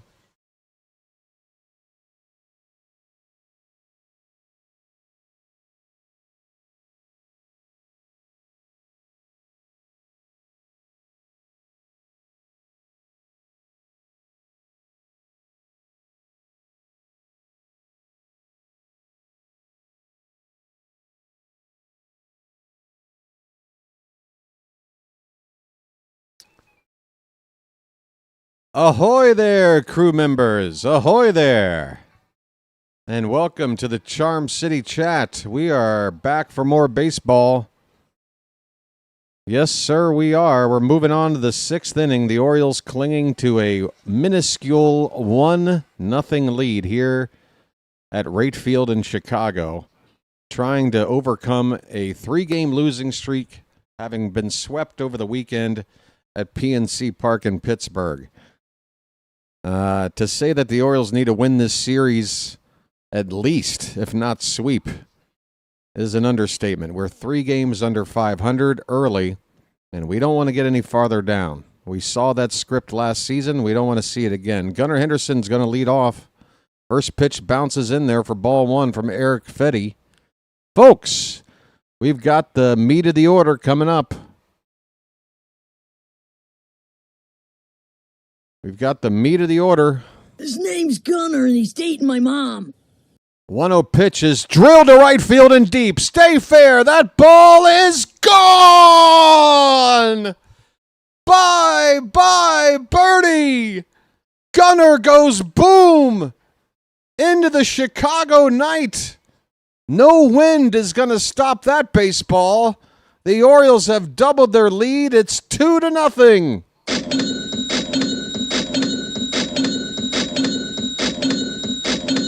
Gunnar's 3rd of the season. It's magic, you know. It's magic. On a magic carpet ride. On a magic carpet ride. You believe in magic. Break out. Gunner goes boom. 2-0 Orioles here in the top of the 6th. First pitch to Alonso's outside, ball 1. A polar bear stirs. All right, we've gotten to Fetty. This pitch is a called strike. 1-1 on Alonso. Alonso, why don't you take a page out of Gunner's book? Let's get these home run balls flying. The 1-1 is fouled away. A cutter on the outside corner. How did you guys do on convincing folks watching who are unsubscribed to sign up, folks? Did you do a good job? The meter hasn't moved. This pitch is lifted into center field. Acuna looked at it and then realized he had to back up on it. He had time to adjust. He makes the catch out in center field, and Alonso is down again.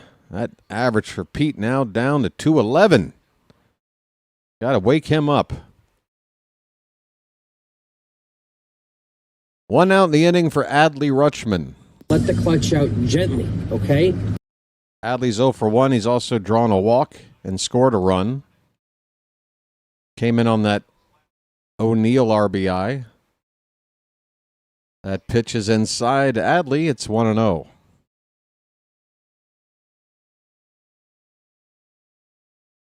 George was so good at selling folks unsubscribing that he did it again himself. Well done, sir. We got a 1-1 count on Rutschman here. Base is empty, 1 down, top of the 6th. A run is in on a home run from Gunnar Henderson. How far did that one fly, you're asking? 389 feet to right. That's a strike. It's 1-2 now on Adley.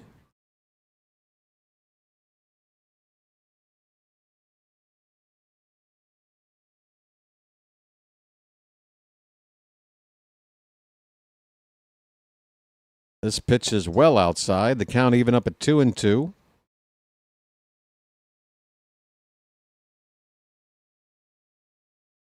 Polar bear is still in hibernation. Well, we're going to have very cold weather, apparently, in this series. You would think this is the perfect time for the polar bear. 105.3 off the bat on that Gunner home run. Tyler O'Neill is waiting on deck. He will hit. There's only 1 out. Full count on Adley. Pitch.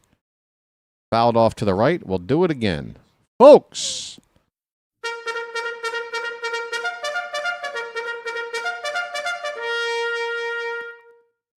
Yes. 2-0 Baltimore, top of the 6th. Fetty's 73rd pitch of the evening. That's hit on the ground, and a diving stop by the second baseman, Mydroth. He pops to his knees and throws out Rutschman for out number 2. Nice play by Mydroth at second base. 2 down for Tyler O'Neill.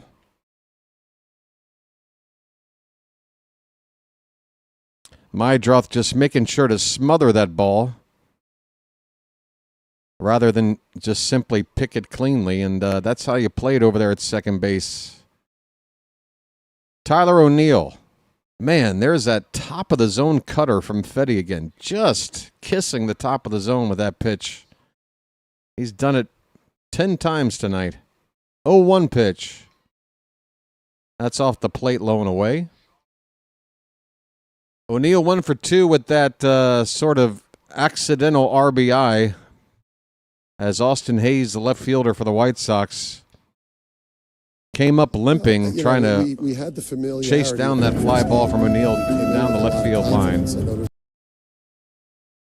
That's how we scored our first run. Second run coming in on a home run from Gunner to start off this inning. Here's a line drive, and it's going to be handled on one bounce by Montgomery. He throws off balance in time. Nice play by Montgomery. Good defense here in the inning from the White Sox. And that'll do it. But Gunner blasts off his 3rd home run of the season. That leads the club. We go to the bottom of the 6th. It's the Orioles 2 and the White Sox squadoosh. Folks, how we doing? I can't get the sub count to move. I don't know how it's possible. Opening day, we got 80 subs. It was a record-breaking day, and I wouldn't expect that to ever happen unless it's like a playoff game or another opening day. But every game since, we've hit, with the exception of one game, 35 to 40 new subscribers. And tonight, we haven't even gotten to 10 because that sub count hasn't moved. Not a single time. And I really don't know what else to say about it. As you notice, I don't have ads to read or play. The only advertising for this channel is the channel. We're trying to make it grow. We got a community growing here. People helping people to make something grow. And I've been reading a lot lately about a lot of Oriole fans out there feeling pretty disheartened, disenfranchised, however you want to put it. It's getting expensive to pay for these streaming services. Never mind go to see a game in person. This is a community where you can always watch along for free, follow along for free. I tried to call the game in a radio style that allows you to enjoy it without having to watch it yourself. That's what this is all about. It's the only channel like it out there, folks. Fully dedicated to Orioles baseball and only Orioles baseball. I mean, the occasional special event called the World Baseball Classic a month or so ago. But yeah, that's what it's all about. That's why we want to get these subscribers up. I don't have grand plans. I don't want to be a billionaire. Just want to get this channel into a nice, healthy size to where we can do this for the next 10, 20 years. That's the hope. Top of the order, due up here in the bottom of the sixth. Mydroth looks at a first pitch strike. We've got a new pitcher on. It's Tyler Wells. Wells, last time out, went 2 innings without giving up a run. It was his first appearance without giving up a run. The first 3 times we brought him in, he did give up a run. And here is a base hit. A line drive off the bat of Mydroth. And man, is he a pesky leadoff man. 3rd time on tonight for Mydroth. A line drive single to left. 2 singles and a walk tonight. And the White Sox have the leadoff man on again. I might have to refresh this page over here. I'm not sure if I need to. I'm just going to refresh it either way. Here is Murakami, 0 for 2. Dangerous bat from the left side. Got to keep that ball down. That ball's up, and he gets Murakami to pop it up. Stay in field.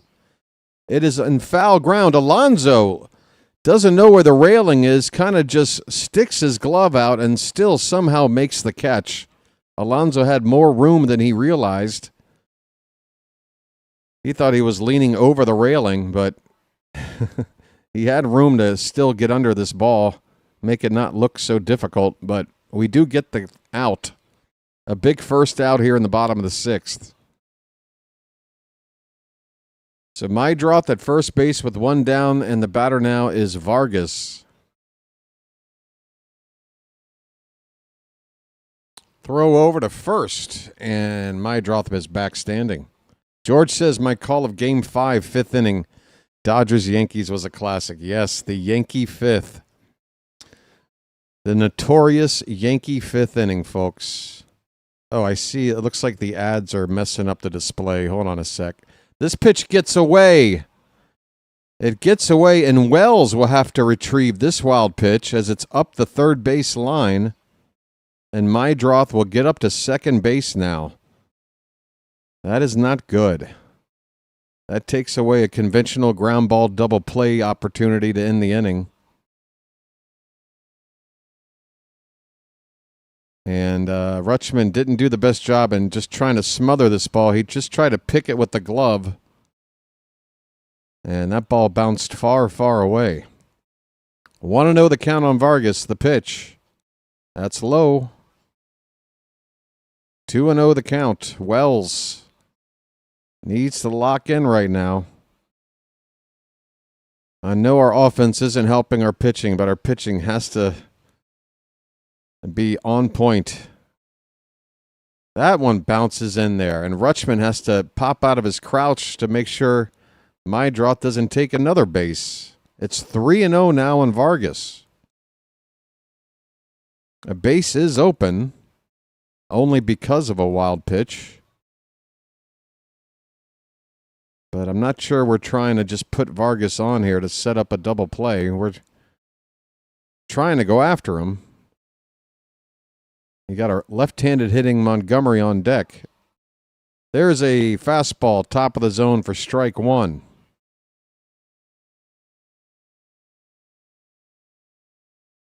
I think my internet's doing fine right here, Scott. I'm actually in a location that has stronger Wi-Fi than my own room. I should be streaming from here every game. 3-1 pitch. Swing and a miss. Okay, a heater.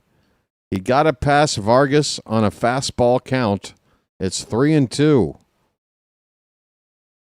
I promise I'll fix the display here after this at-bat. I just want to see Wells retire Vargas. Vargas asks for time. We're in the bottom of the sixth inning, folks. If you're just joining us, it's 2-0 Orioles. White Sox have a runner at second, one down, and a 3-2 count on Vargas. Here comes the payoff pitch from Wells. He's holding the ball a long time. He's still holding it. Here it comes.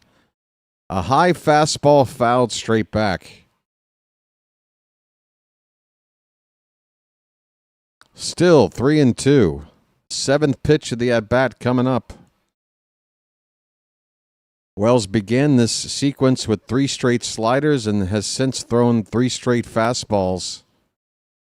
The 3-2 pitch. Swing and a miss! Swing and a miss on that slider. He went back to it, and he gets the strikeout, 2 down.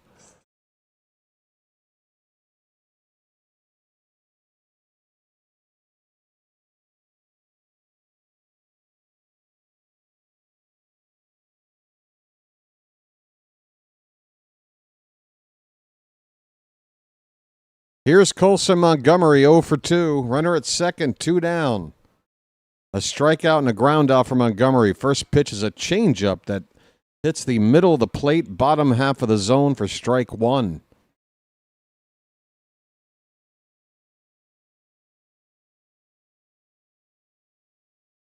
The 0-1 from Wells. That's left high, a fastball. Neck high to Montgomery, 1 ball, 1 strike. All right, hold on.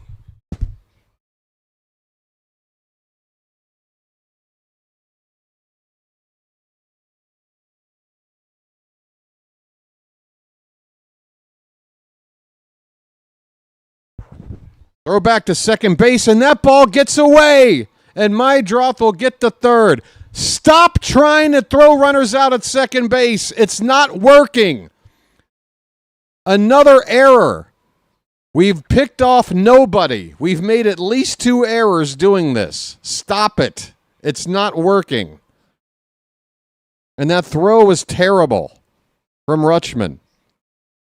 Stop it already. Jesus Christ. Runner now at third base with 2 down. The count is 1-2 on Montgomery. Pitch number 14 in the inning from Wells. Here it is. Popped up. Infield. Third base. Mayo on the dirt. Makes the catch, and we get out of it. Hallelujah. Holy shit. We go to the 7th inning. It is 2-0 Orioles. Good God.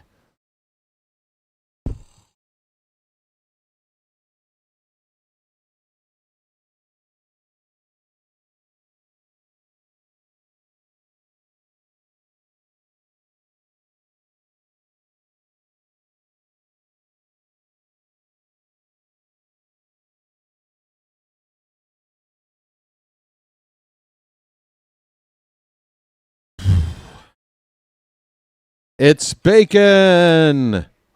It's frickin' bacon, all right? What do you think? I'm stupid just because I'm a dog? I got a tail. I'm on 4 paws. You think I'm an idiot? bacon, damn it.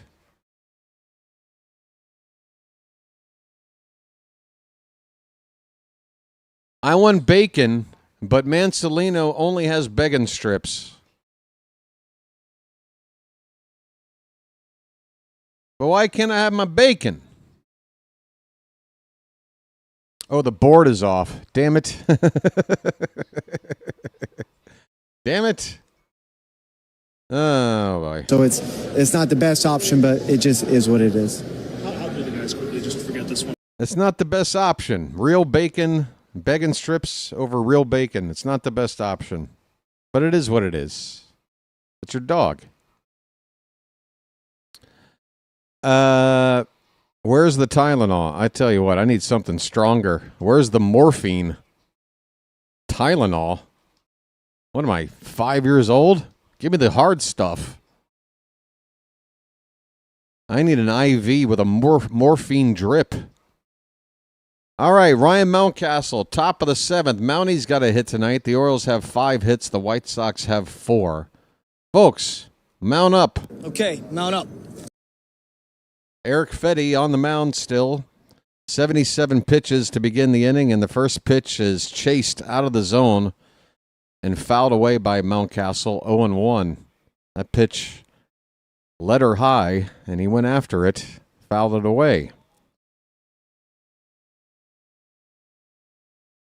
Next pitch is rolled over, a little soft ground ball, and it's booted. The third baseman and shortstop on the left side nearly colliding. Vargas, the third baseman, gets the glove to it, but the ball sneaks under and squirts into left field. That should be an E5, and the Orioles have the leadoff man on here in the top of the seventh inning. Turn on that faucet.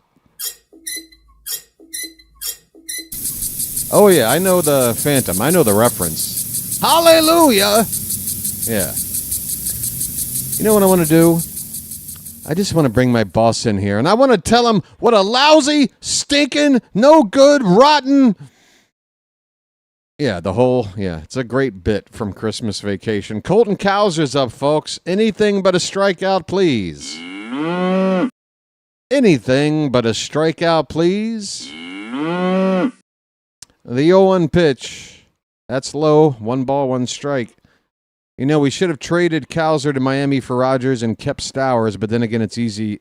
Yeah, it's very easy to say that, Charm City. Because at the time we made the trade, Cowser looked pretty damn good. Stowers hadn't figured it out yet. That's a hindsight observation if ever I saw one. But yeah, that would have been nice. Swing and a miss. It's 1-2 on Cowser. 1-2 on Cowser. Can he make contact? I mean, right now, I wouldn't mind a bunt, but there's already 2 strikes.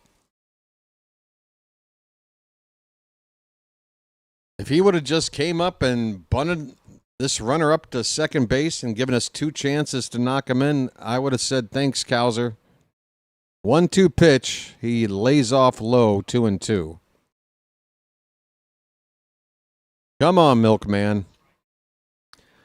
Your striking out rate has been utterly unbelievable. Utterly. 2-2 the count. Nobody out. Runner at first. Fetty's pitch. Lays off. Does Cowser. It's low. We got a full count, and we got a bugle, folks. Come on, Charm City.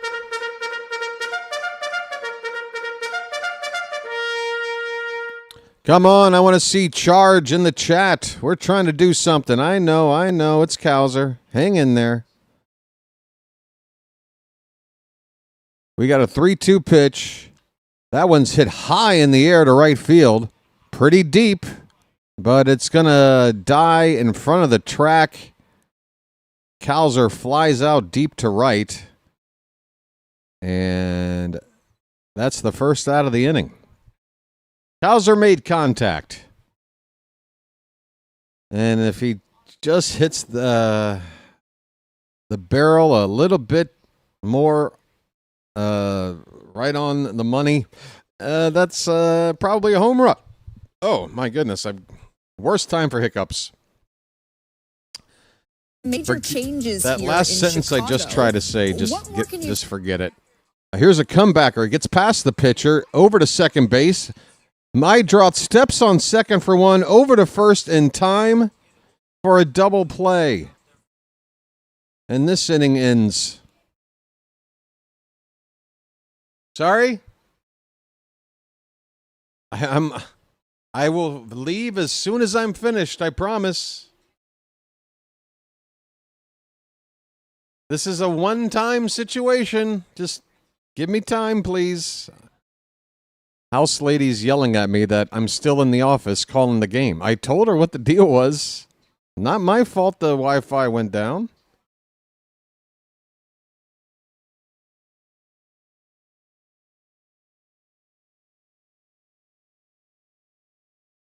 Great. So now the house lady is getting mad at me again. As if it's my fault that the Wi-Fi went down 6 weeks ago or went down last night. It's not my fault. She wants me to somehow pack up everything and go back to my room and be able to not miss a pitch within, 90 seconds? It's not happening. I don't have a choice. I got to keep going. But the language gap here can sometimes make it difficult to get that message across. She wants me to leave. I can't go. I'll have to figure out a way to make her happy. And no, not the same way you make the landlady happy in Kingpin. We ain't doing that. That ain't happening. Folks, we are in the late innings now.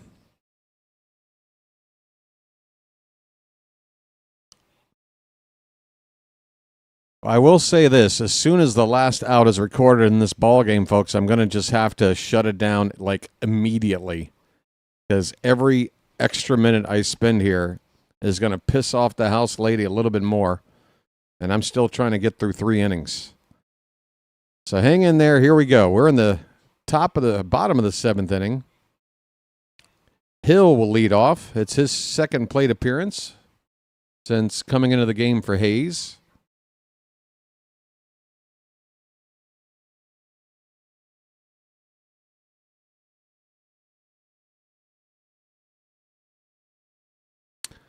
One-0 pitch is fouled away. The count is 1-1. I mean, she has to understand. I would love to go back to my room right now and not have you breathing down my neck. I don't have a choice. I can't disconnect all this shit and reconnect it in 2 minutes. But she doesn't understand that I'm doing a live stream, I guess. I don't know what to tell her. Swing and a miss. The count is 1-2 on Hill. So Tyler Wells is out for a second inning of work. Able to work out a trouble in the 6th. Oh, I totally missed 7th inning stretch. Did I miss that? I am so sorry. Folks, cake's on the griddle. It's belated. I'm sorry. Rico Garcia. I like to see him up in the pen. He is up right now for us. Might be the next Oriole pitcher in the ballgame. 2-2 on Hill. And that pitch dropped by Rutschman, but a called strike 3. Or no, I thought the umpire, okay, I see, there's a challenge. The umpire did ring up Hill, but the White Sox will challenge, and they will win the challenge. That pitch was off the plate by an inch outside. And the count now 3-2 to the leadoff man. Again, folks, I apologize for what is the least exciting 7th inning stretch here on the channel. I'm just trying not to make any extra noise. The house lady is basically circling around me right now. 3-2 pitch. Inside, that's ball 4. Another leadoff man on for the White Sox tonight, and a second walk to Hill. Why are we treating him like this?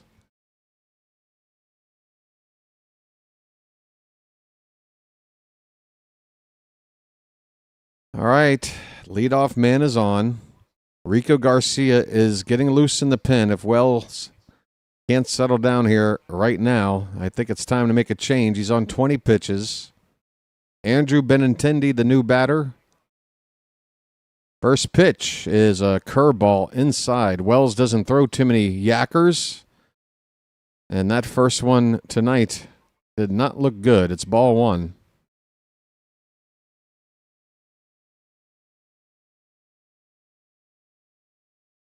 Up and away, 2-0 the count.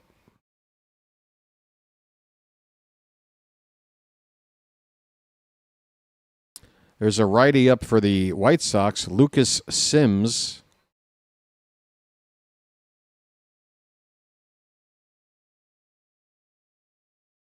The 2-0 pitch is right down the middle for a strike. 2 balls, 1 strike.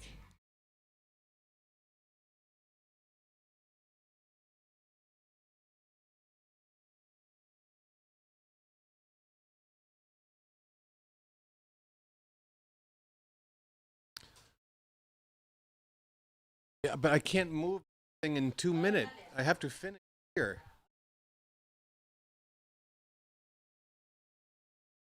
You can do. I can't move right now. I can't move. She's telling me you go now. Like, I can't. That was the agreement. 2-2 pitch is fouled away by Benintendi.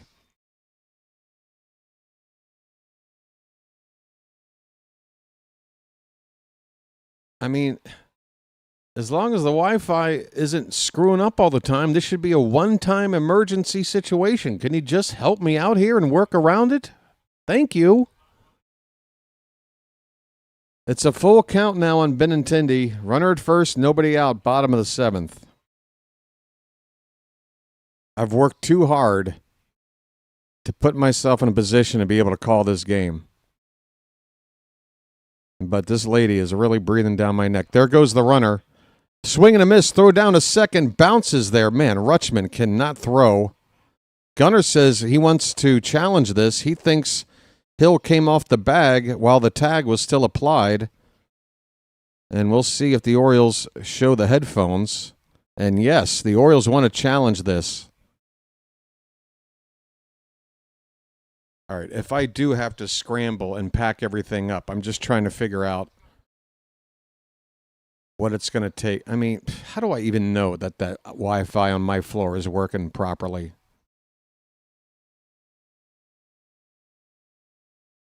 Folks, I might have to, after this half inning, just pack up, and you might not see me for a little bit. I hope you'll hang in there if I miss a little bit of the game. But it's looking like I'm going to have to do that. This lady's pissing me off now.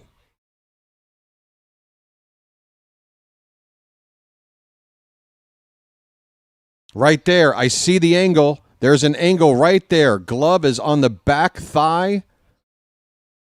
And there is space between his foot and the bag. He should be called out. $5 from KPK to go toward placating the landlady. Thank you, KPK. I'm going to have to pack up and move here in a minute. I probably should have used this challenge play as the time to do it, but I'm going to start getting things prepared right now. It's still in the replay center, folks. I'm just going to wrap up this inning. Where is she going? Did she just lock the door? The call is overturned. The runner is out. That runner is out. 2 down, bases empty here in the bottom of the 7th. All right, folks, I'm going to just hopefully miss what is the final out of the 7th and catch up with you in the 8th. I'm going to close things down and run upstairs 5 floors. I might miss 1 out and hopefully no more. Thank you for understanding. I'm doing everything I can to do everything that I can and make everybody happy, all right? First pitch is called a strike to Cuero, and I'm out of here.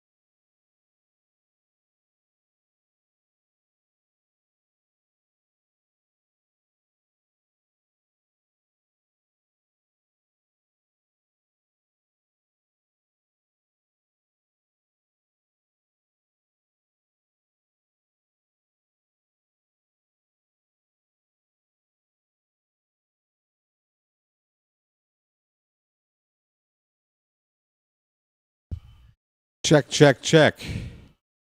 Check on the mic, folks. Can you hear me? Can you see me? Well, you don't see me yet. Can you see me now? We got a pop up on the infield with nobody out, a runner at first. Taylor Ward pops out to second base. And I'm back. Out of breath. Holy shit. Gunnar Henderson. No, we don't have Gunnar up yet. What else?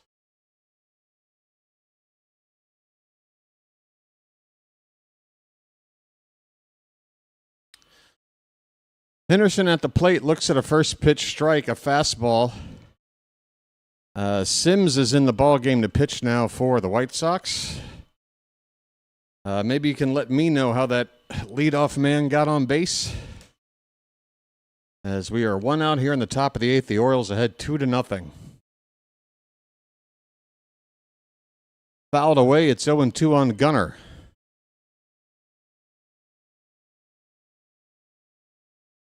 Shallow fly to Cowser to end the inning, and JJ with a leadoff single. Thank you, Phantom. We're all caught up.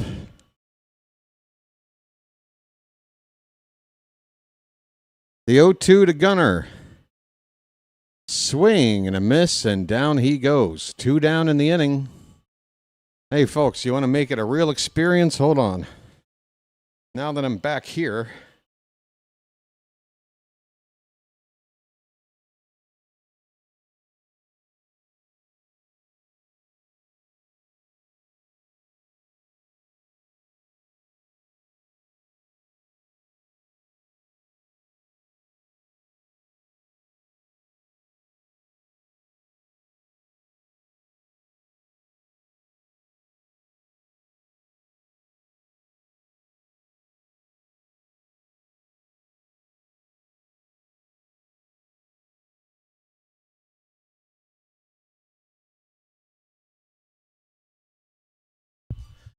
All right, it's Pete Alonso at the plate, and he's ahead in the count. Oh, no, the count is even up now at 1 ball, 1 strike on the polar bear. Yeah, trying to get this green screen in here. Now I need the light. 2 down, runner at first. The 1-1 pitch to Alonso. Fouled away 1-2.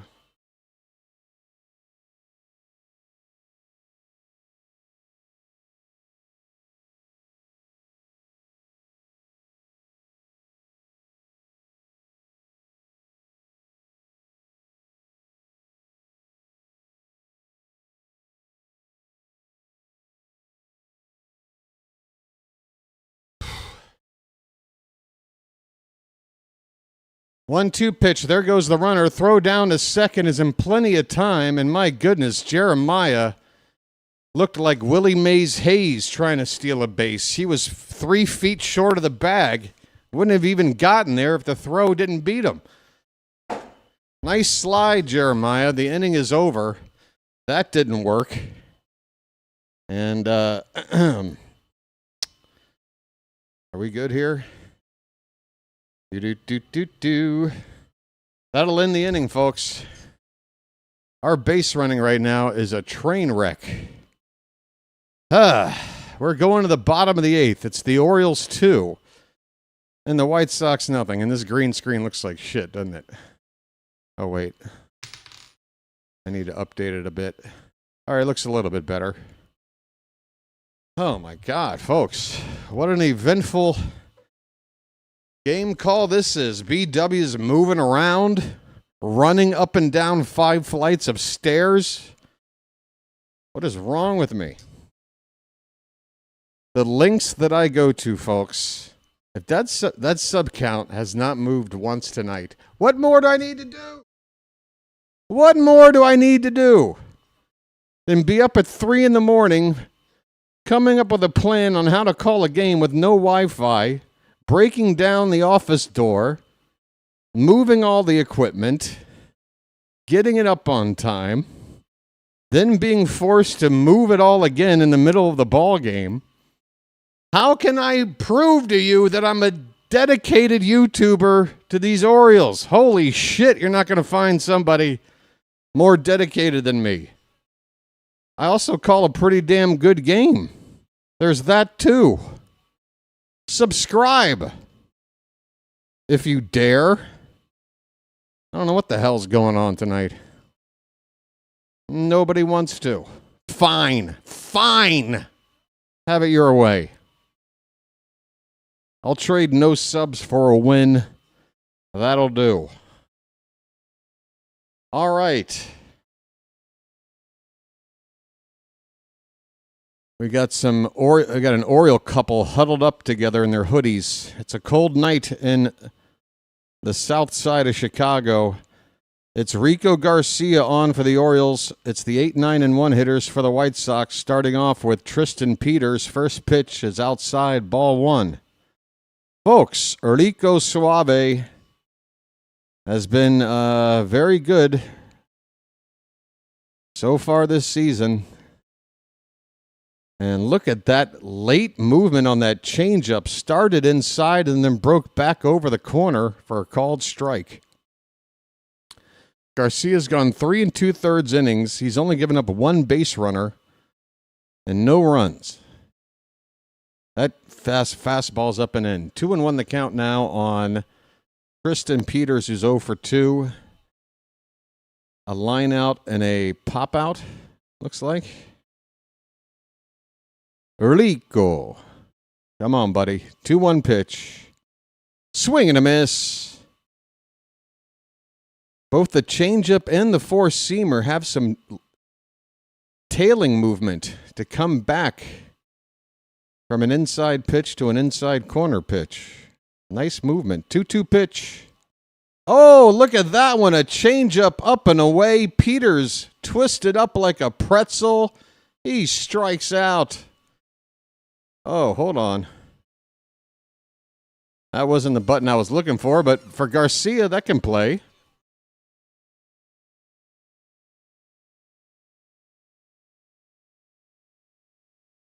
Oh, I forgot. There we go. Here's a ground ball hit short. It's a kind bounce to Gunnar over to first in time to get the speedy Luis Angel Acuna. 2 down, folks. The Orioles are 4 outs away from breaking this 3-game road losing streak and get our first road win of the season. 4 more outs to get. Garcia gets 2 outs on just 6 pitches, and now he's got to go after that pesky Chase Mydroth, who's been on base all 3 times so far tonight. Garcia with a big old smile on his face, and he gets back to work with a fastball right down the heart of the plate for strike 1. Right in the heart of the plate. Do I need to refresh this? I might need to. We're working on it. 2 singles and a walk for Mydroth. 2 down, bases empty. The 0-1 pitch. That's fouled away. 1 more strike for Garcia, and we are moving on to the 9th inning. You heard, folks? 1 more strike, and we're going to the 9th.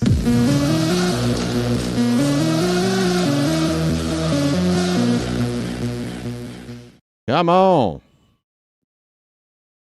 The 0-2 pitch. That's off the plate.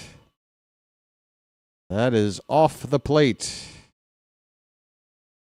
What went wrong on the sideline right now? Well, that could be good news. But I'm gonna let you know this. That sound might mean something good's about to happen. 1-2 the count on Mydroth. The pitch swung on and a little grounder to second. Jeremiah's got it over to first in time, and the inning is over. Rico. Bale, bale, up. Suave. Bale, bale, up. Rico. Bale, bale, up. Suave. Folks, we're going to the 9th inning. The Orioles have a 2-0 lead. Anybody in the mood for a win? Huh? Let's get some runs. 1 more chance to add on to this 2-0 lead late. We've got 3, 4, 5 hitters coming up. Alonso, Rutschman, and O'Neill. If it's a righty coming out to pitch for the White Sox, you could maybe flip O'Neill for Beavers and get a lefty bat up here. By the way, Blaze Alexander has come in as a defensive replacement for Kobe Mayo at third base. Blaze with an upgrade in defense. We want that. We definitely want that. Good move there by Albarnez. It is going to be Pete Alonso to lead off. Annie with a super chat without anything to say. Just a donation. Thank you, Annie. I appreciate it. Folks, hit the like button on that super chat. Annie helping us support the channel. She does it so often, folks. I don't know how to thank her enough. But my friend Sly could help. There you go. Sylvester Stallone says, thank you, Annie.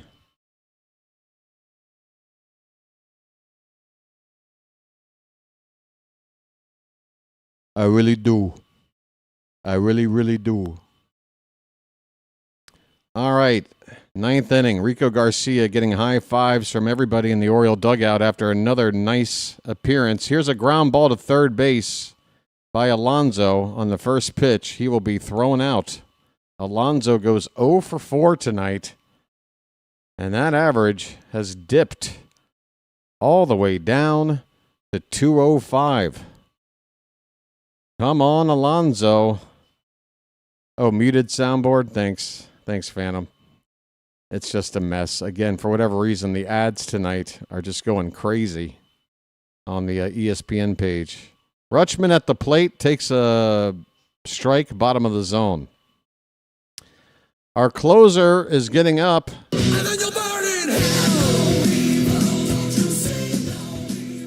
Here's a curveball laid off by Rutschman. It's inside. It's 1 ball, 1 strike.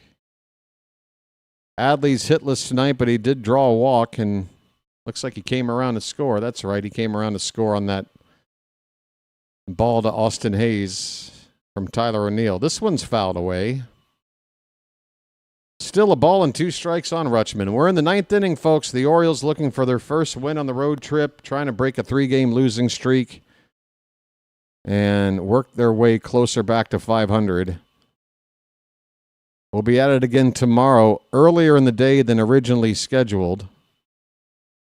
That pitch, bottom of the zone and called, strike 3. Rutschman, I believe, is going to challenge. I don't think he's going to win it.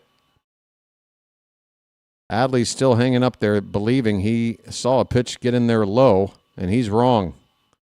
Not only is it a strike, just about the entire baseball is in the zone on that strike 3, and Rutschman throws a challenge away. It is the 9th inning with 2 down.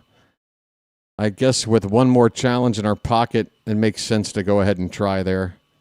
So it doesn't hurt us too much to try, but that was definitely a strike. Tyler O'Neill with a swing and a miss. Shut up. Shut up. Shut up. Thank you. Here's a ground ball to short. Montgomery charging, throwing on the run, and O'Neill's gone. The Orioles do nothing here in the top of the 9th. It's going to be up to Ryan Helsley to shut things down.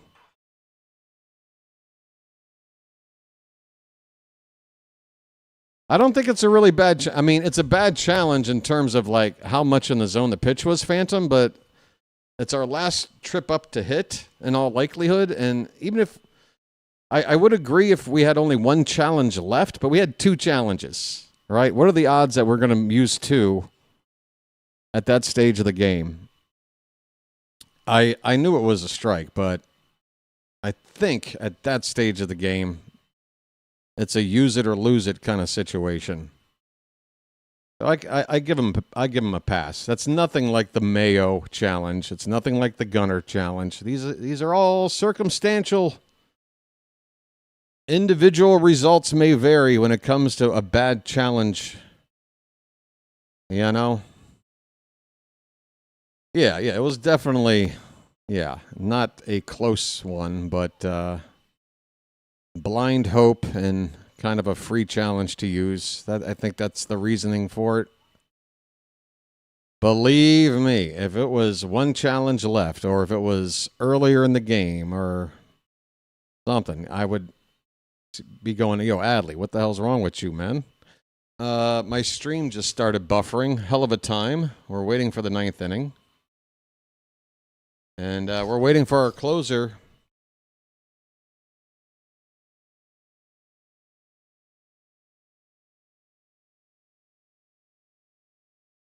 Ryan Helsley is on to try to get his 3rd save as an Oriole. He'll have the 2-3-4 batters due up for the White Sox: Murakami, Vargas, and Montgomery. If anybody gets on to bring up the tying run, the tying run will be Derek Hill instead of Austin Hayes. Hill replacing Hayes earlier, with Hayes going down with a leg problem, probably a hamstring.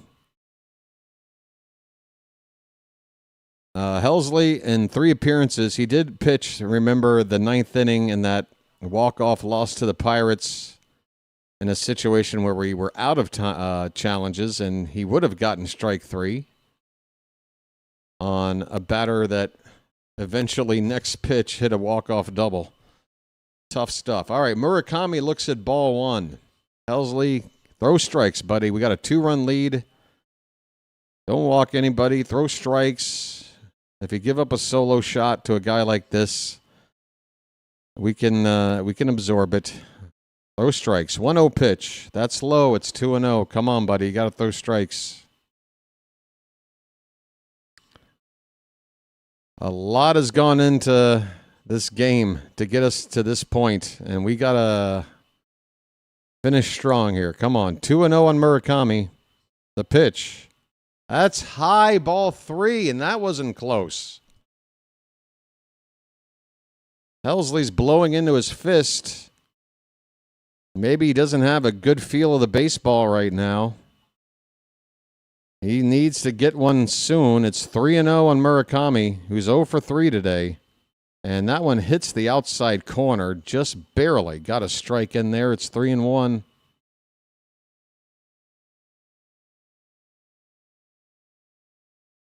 Hang in there, George. Right hamstring strain for Hayes. That pitch is in the dirt, and it's a leadoff walk to bring up the tying run with nobody out. Come on, closer. That's the last thing you do. All you got to do is not walk. Let somebody beat you with a hit and then bear down. But, God, you give a free pass to bring up the tying run with nobody out. 3, 4, 5 hitters due up. Lock in, Helsley. We need strikes. We need outs. We need a win. We need you. First pitch to Vargas is over the plate, but low, ball 1. I cannot believe the sub count is just frozen. I'm just absolutely amazed that not even like 5 subs. Maybe it's not working. Maybe the meter's broken. There's a called strike. The count is even a 1-1. I tell you what, folks, if you're watching right now and tonight you did subscribe, let me know in the chat. If a couple of people say they did, maybe it's an issue with that meter. We got a 1-1 count on Vargas. Helsley from the belt. And the pitch. That's low. 2-1. He falls behind Vargas. And, folks, at this stage of the game, I think I'm going to take the information off the screen. I don't want any spoilers for you or for me. So that's what's going to happen right about now. This pitch is called a strike. We're even up at 2-2.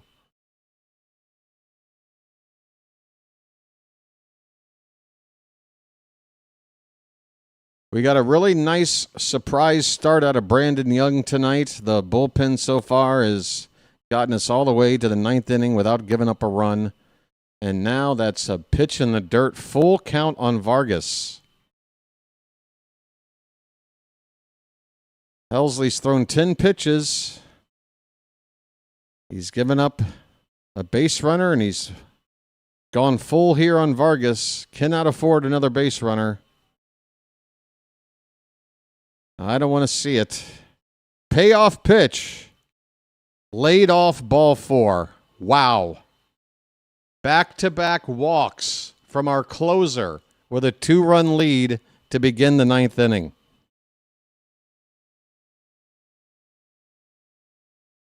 We just couldn't make it easy, could we? Yeah, 41-10. It's been 41-10. Oh, it was 4100 to start the stream? Okay. I'm complaining then, aren't I? I feel like it's been 41-10 all night. I guess we got an early push. Mound meeting with Helsley, and it's already broken up. Back-to-back walks. 2 on, nobody out. Those are the tying runs on for the White Sox. The batter will be Colson Montgomery. Okay, so it was 41-10. Maybe 1 or 2 people unsubbed, and then it bounced right back. Still, though, folks, it's been too quiet in the sub count for tonight. Come on. Sub it up. First pitch outside to Montgomery. Good God. We need strikes, Helsley. Throw strikes. It's the White Sox, dude. I mean, no offense, but come on. You got to attack this lineup. Here's a ground ball. Diving stop by Alonso. He throws from foul ground and gets the first out of the inning. What a play from Pete. Oh, if he doesn't make this play, we're in a world of hurt. It's still a productive out for the White Sox. 2 runners advance, and a base hit could tie this ball game. There's 1 out in the inning. If you want to give up a fly ball, sack fly, trade an out for a run at this point, I'm fine with it. We just don't run that. We just don't want that runner at second to come around. That's what we're trying to do. So Derek Hill is due up, but it's going to be Lenine Sosa to take his place now, the third batter here in the number 5 hole for the White Sox. Hill sits down for the bat of Sosa, who was a good offensive player last season, but he's only hitting a .118 so far this year. He looks at strike 1. And Sosa apparently doesn't like the cold either. He is fully covered, other than his nose and his eyes, with a ski mask. 0-1 pitch, fouled straight back. We've got 2 strikes on Sosa. So Sosa looks like he's looking for some social distancing right now. Second and third, 1 out. It's 0-2 on Sosa. We could really use a strikeout pitch right now.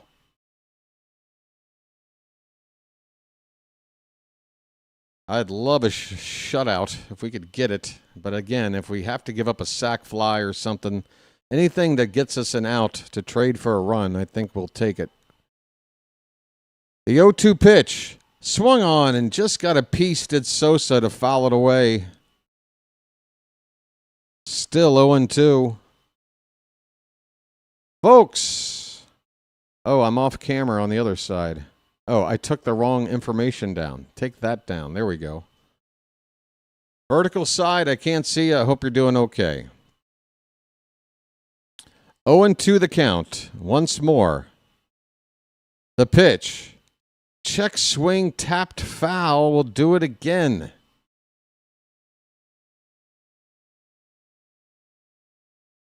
Helsley throwing a slider low and away. And Sosa just kind of reached out there and got a little piece of it. It's still 0-2. We need a quality pitch. Here it is. That's a breaking ball. It's way outside, right out of the hand. 1 ball and 2 strikes.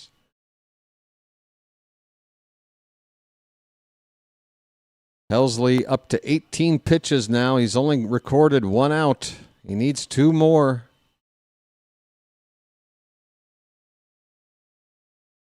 Yeah, speaking of smoking, where are my luckies?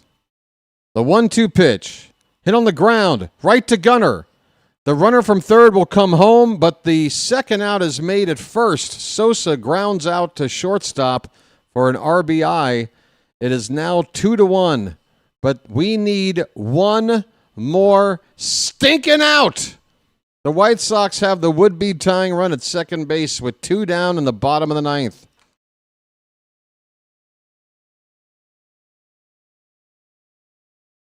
Come on, Charm City, hang in there with me. We know we need this win very, very badly. The batter will be Andrew Benintendi, 0 for 3 tonight. Helsley's next pitch will be his 20th. Here it is. And that's grounded. Weakly to third. It's going to die there. It's a swinging bunt. And this game is not over. The tying run moves to third base. Benintendi reaches on an infield single. That swinging bunt. My goodness, we just can't close this door without making it as painful as possible. We will face 1 more batter.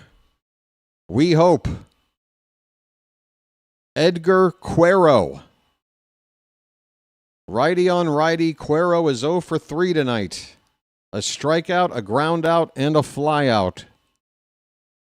Come on, Charm City. Another mound meeting for the Orioles. Drew French is doing the talking. Helsley's doing the listening. Everybody else is just there for moral support, I guess. Here we go. 2 outs in the bottom of the 9th. The White Sox have the would-be tying run at third, the would-be winning run at first. And we are 1 out away from winning ourselves. Everything on the line right now. Ryan Helsley against Edgar Cuero. I'm sorry, if I said he bats right-handed, I'm wrong. He's up there hitting a left-handed. Swing and a miss! 99 on the gas. And more of that, please, sir. It's 0-1.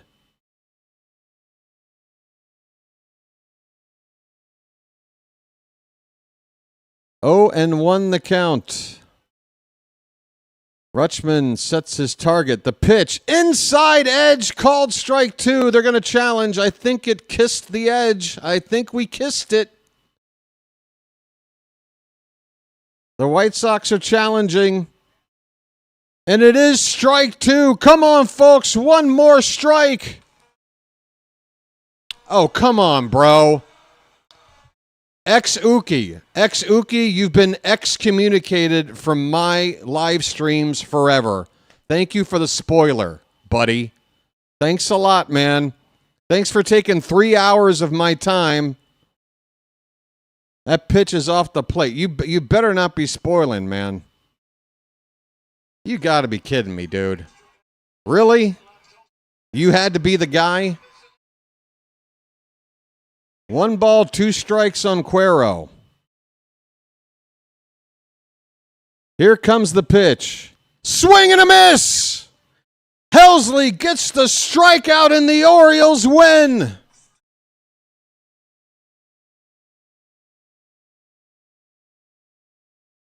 Yeah, that's a lifetime ban. Sorry. Folks, the Orioles are back in the win column. It was not pretty, but it matters. Every win matters. We stop a losing streak. 2 runs, 7 hits, 1 error. We leave 3 men on base. The White Sox left twice as many on. 6. 1 run and 4 hits, no errors for Chicago. Folks,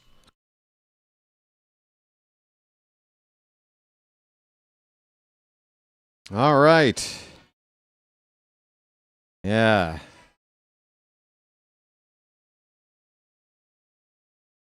God, who was that with the ultimate spoiler? And it's like the first comment they've ever left. First comment you ever leave is to tell everybody we win before I call it. Thanks, person who will never be in my chat again. Really appreciate the assist. Thanks for the alley-oop. Oh, I'm sorry. The soundboard. Folks, we won.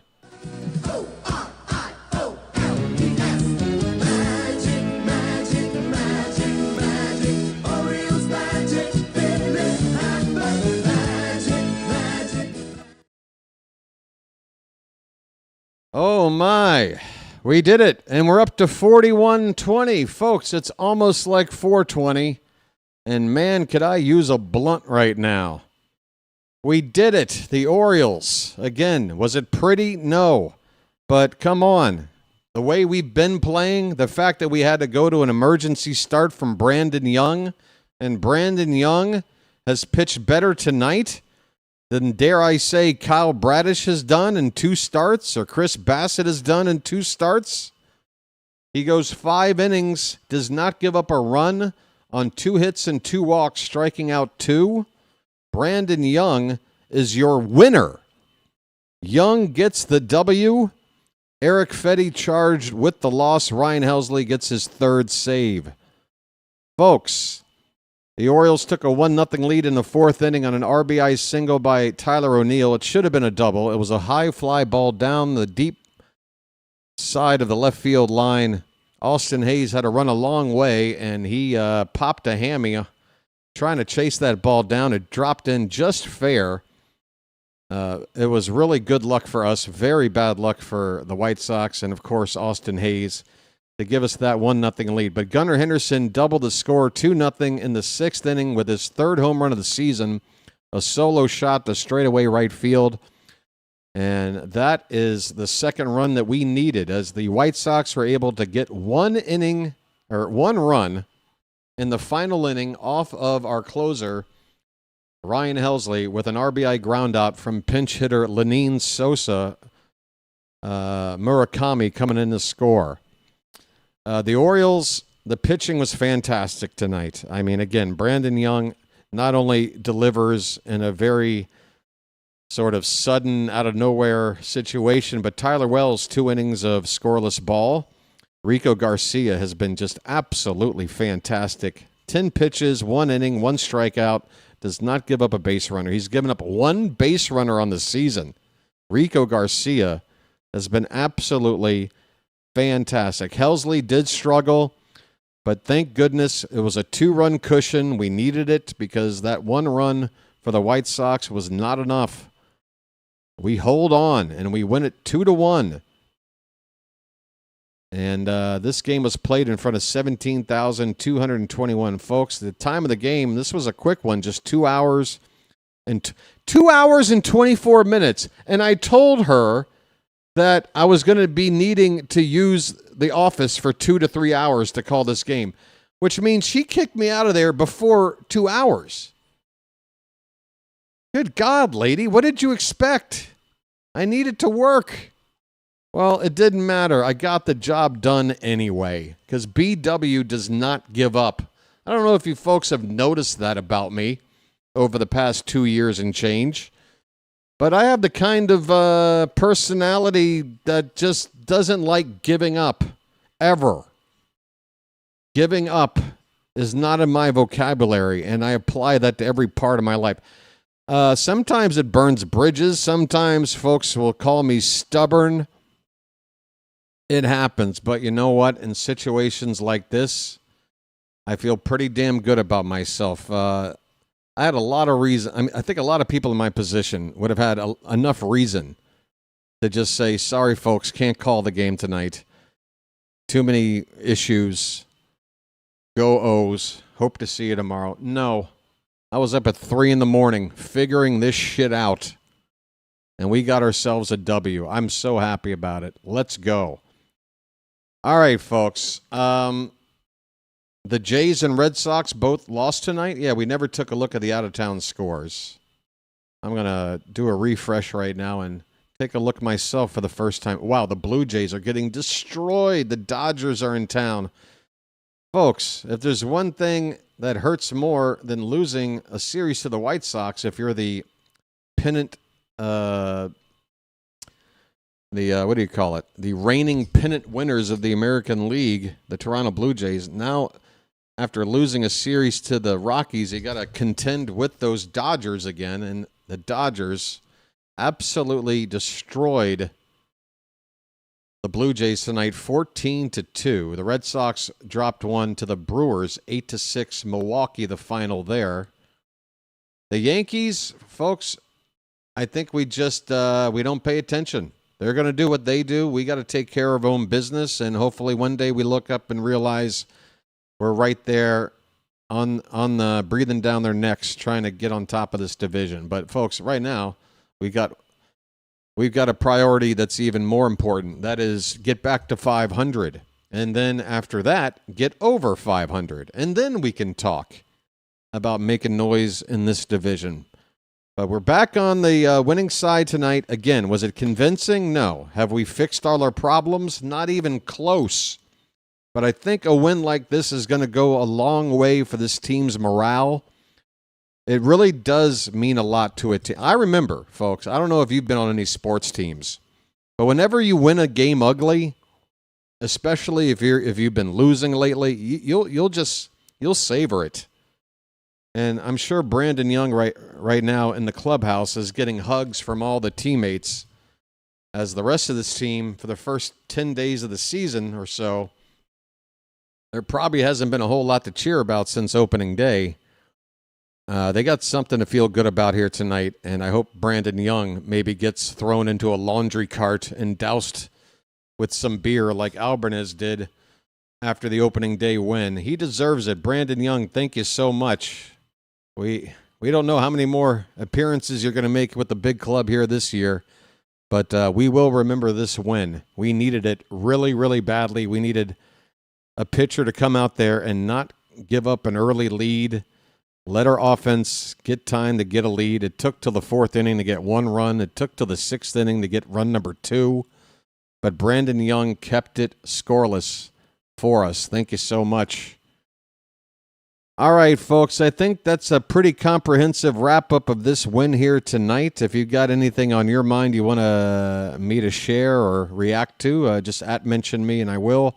But for now, I'm going to take a look into the innards of YouTube and see if there's a buddy of mine that's calling a game right now. Maybe I can send you over on a redirect to them. Gonna take a look right now. Could somebody, I'm sorry, I didn't fix this on the bottom of the screen. First things first, tomorrow's start time, I've already forgotten. Is it 2:15 Eastern? 2:10. Okay, 2:10. So I'll be on the air at 1 2:55. I'm sorry. I'm looking at my time. 2:10 for me. That's 3:10 for you guys, which means I'll be on the air at 2:55 p.m. Okay? You guys got that? Everybody got that? I have to fix that on the scrolling text. 2:55 p.m. tomorrow afternoon for Game 2. Again, this game was rescheduled today because they are worried that it's just too darn cold for baseball. To me, that sounds silly. But Game 2 tomorrow will feature your boy, Trevor Rogers. Folks, you want a win streak? Would you like your first win streak of the season? We've got Trevor Rogers on the bump tomorrow. It's certainly our best chance for a win streak. He'll be up against a talented young right-hander, but who has struggled a lot in his first couple of starts. He was the opening day starter for the White Sox, Shane Smith. Shane Smith, I take it back. Oh, no, yeah, he has made 2 starts. He's only gone 4 2/3 innings. Listen to this, folks. If this doesn't get you excited that we could start a win streak, we have Trevor Rogers. He's been fantastic. Back-to-back quality starts. He's going up against a guy in his 2 starts that has only gone 4 2/3 combined innings, giving up 11 hits and 4 walks to the tune of 12 runs, 10 earned, 1 home run ball. He's only struck out 3 guys. That is Shane Smith. He's got an ERA at the moment of 19.29 and an 0-2 record. His whip is over 3. He is averaging over 3 base runners per inning. If this offense can't put up 5 runs by the 5th inning on this guy, then I'm cracking skulls. He needs to get the job done. Everybody, our offense needs to get the job done tomorrow against Shane Smith. We got Trevor Rogers. We're going to win. We're going to make it a win streak. Let's go.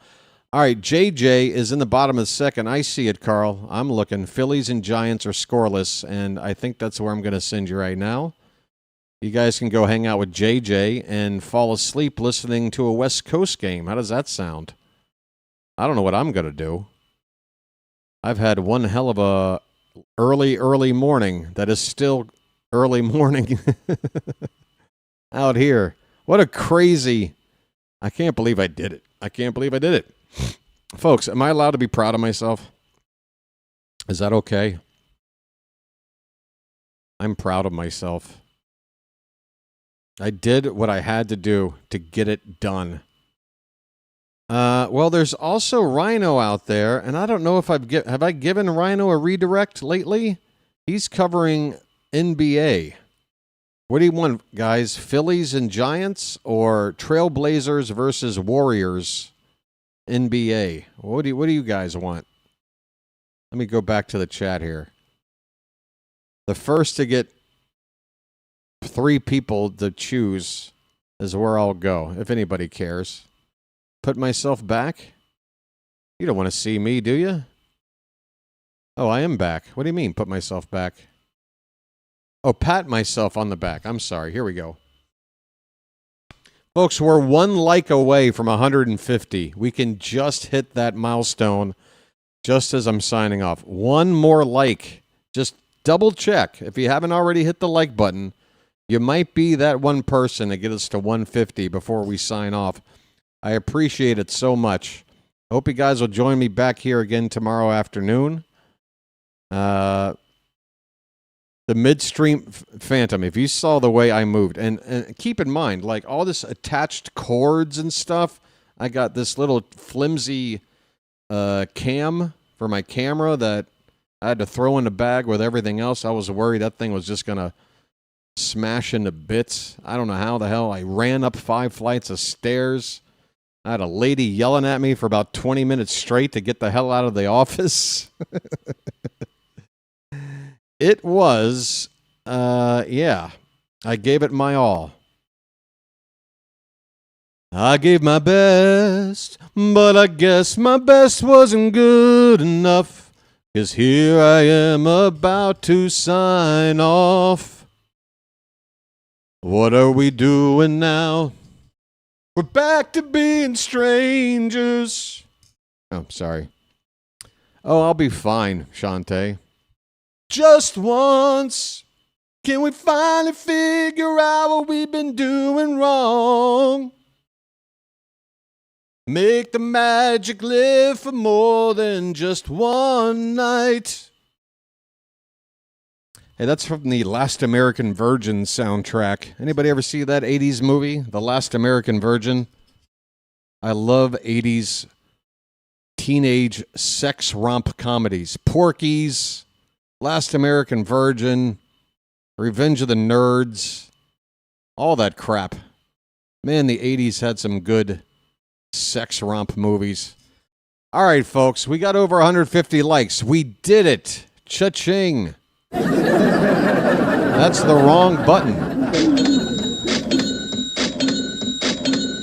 All right, we're going to get out of here. I want to say thank you and a little tip of the hat to all the mods here in the Charm City chat. You guys are so I don't know. I run out of adjectives to express my gratitude for the time you put in and to help keep the chat running smooth.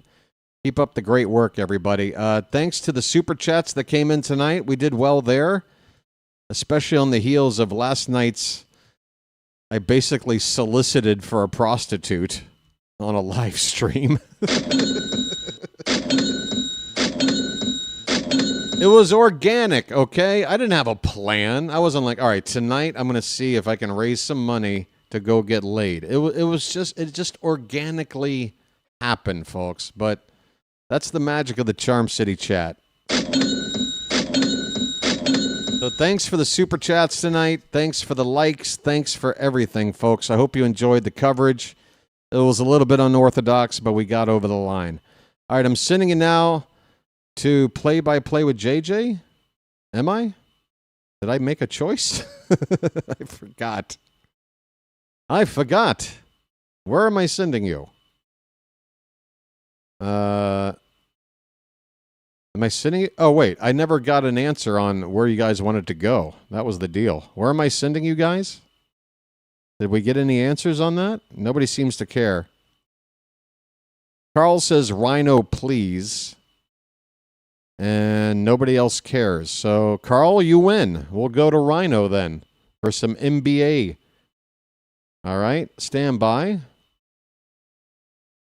Again, it's the Portland Trail Blazers and the Golden State Warriors. Some West Coast basketball. West Coast style. You heard? You feel me? All right. He's in. And I'm done. Folks, until tomorrow afternoon, this has been the Birdwatcher and the Hat. And we will chirp at you later. Folks, the Orioles back in the win column. Come on back tomorrow afternoon. Until then, take care. This has been the Birdwatcher, and I'll chirp at you later. Good night, everybody.